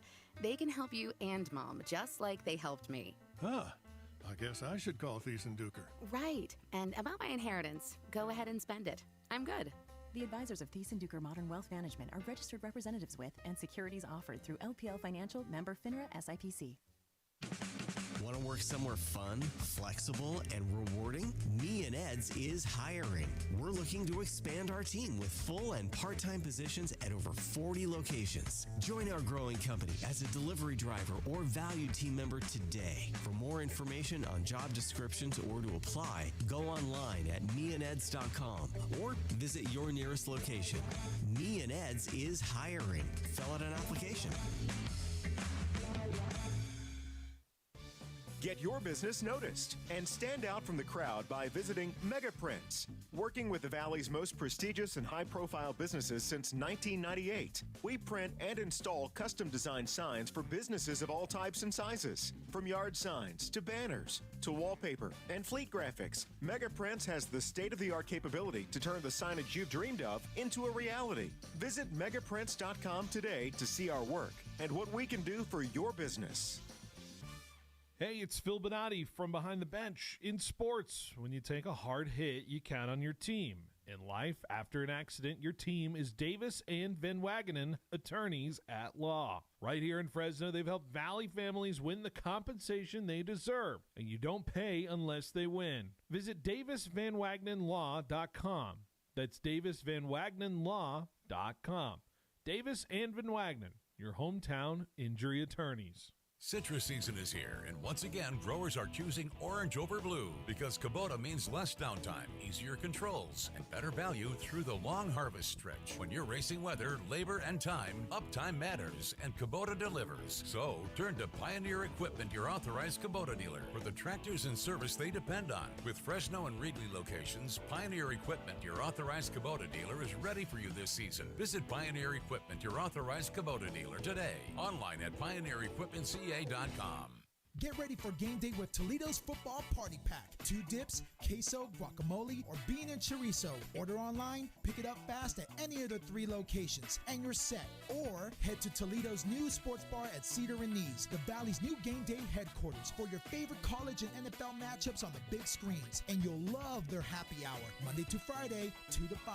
Saturday and Sunday, 8 to 10, with $10 apps and $7 house margaritas. Toledo's Mexican restaurant, your winning game plan.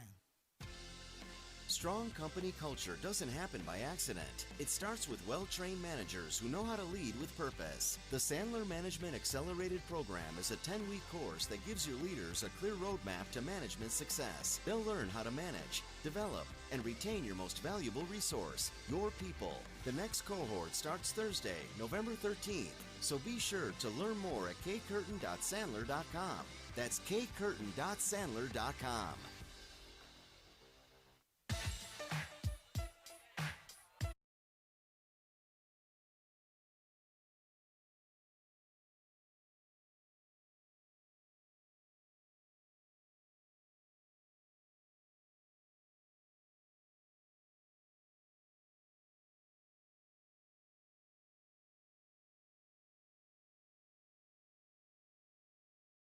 Especially for the return of Mac Jones this week.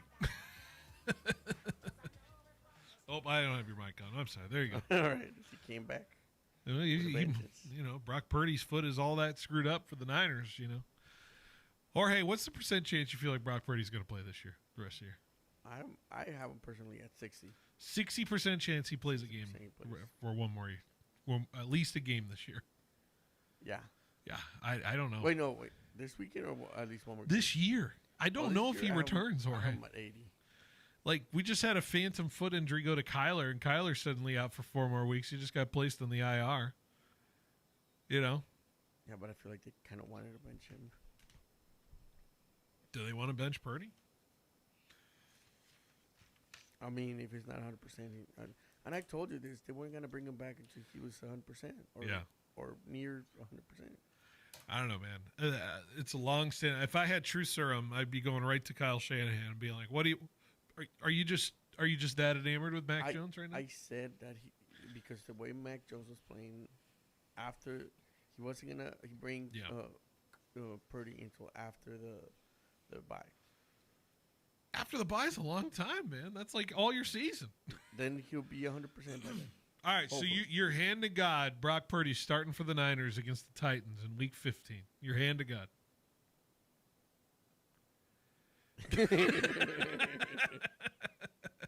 Can't say it. He can't say it in terms of that. All right. What do we got on the schedule coming up? Of course, we've got Sunbird Sports Show starting in about 10 minutes. Paul Metters just walked through the door, so he'll be here to give you the lowdown on FPU. Who did he say he had on today? The Tumbler Squad. Tumbler Squad. What's the? I'm not sure. There's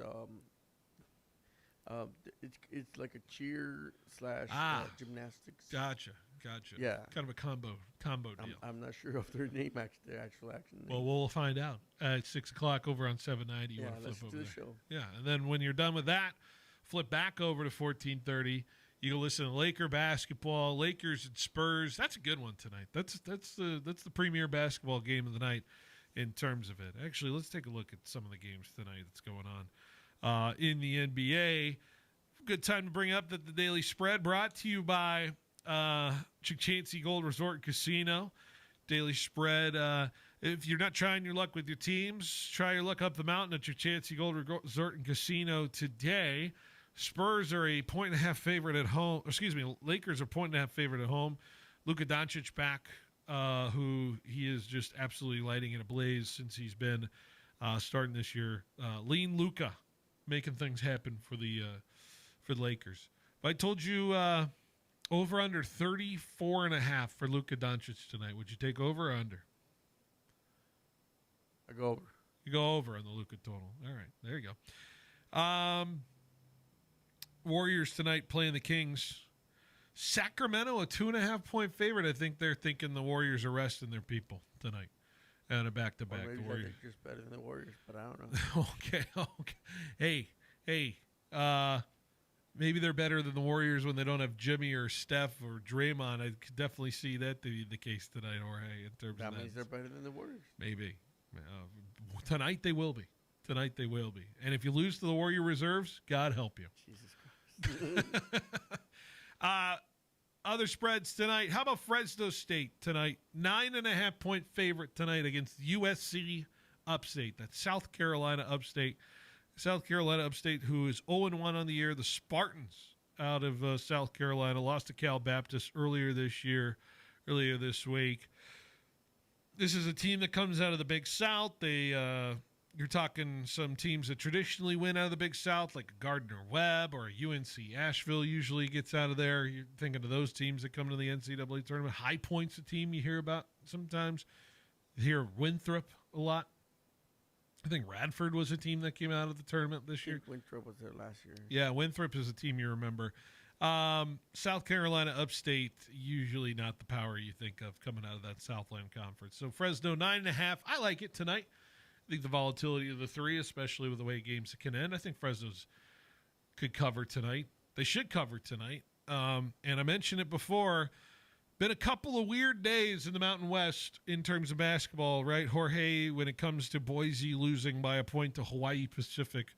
Or how about last night in the Mountain West when UNLV has their home opener and they go and lose to UT Martin when UNLV was a 70.5-point favorite. They go lose by 6 to Dragos Lunga and the UT Martin team out there. So we'll see where it all plays out.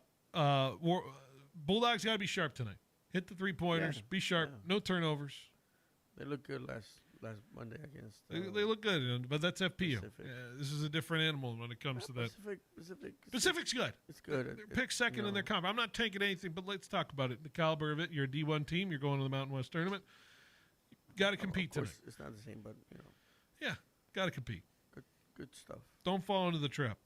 New Mexico's at home taking on East Texas A&M tonight as well. New Mexico, 22.5-point favorite tonight. They should roll in the pit. So, all right, Jorge, I got to head over to the Save Mart Center. I'm going to get over and watch our Bulldogs play tonight. It's going to be a good game. I hope so. And I hope to see some people over there. My folks are already over there getting ready for the basketball game. Yeah. Once again, a reminder, Sunbird Sports Show coming up next over on 790. Then flip over to 1430 for Lakers Spurs. Of course, Thursday Night Football tomorrow as well. We'll have Behind the Bench tomorrow at 3 o'clock at Fashion Furniture tomorrow. So we'll be over there.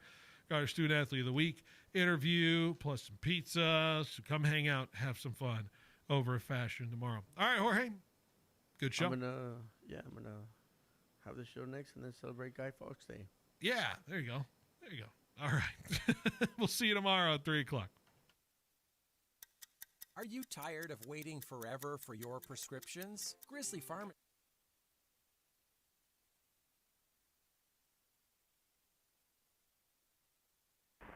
Football Jerry is a football fool, and that's the guy you just heard from.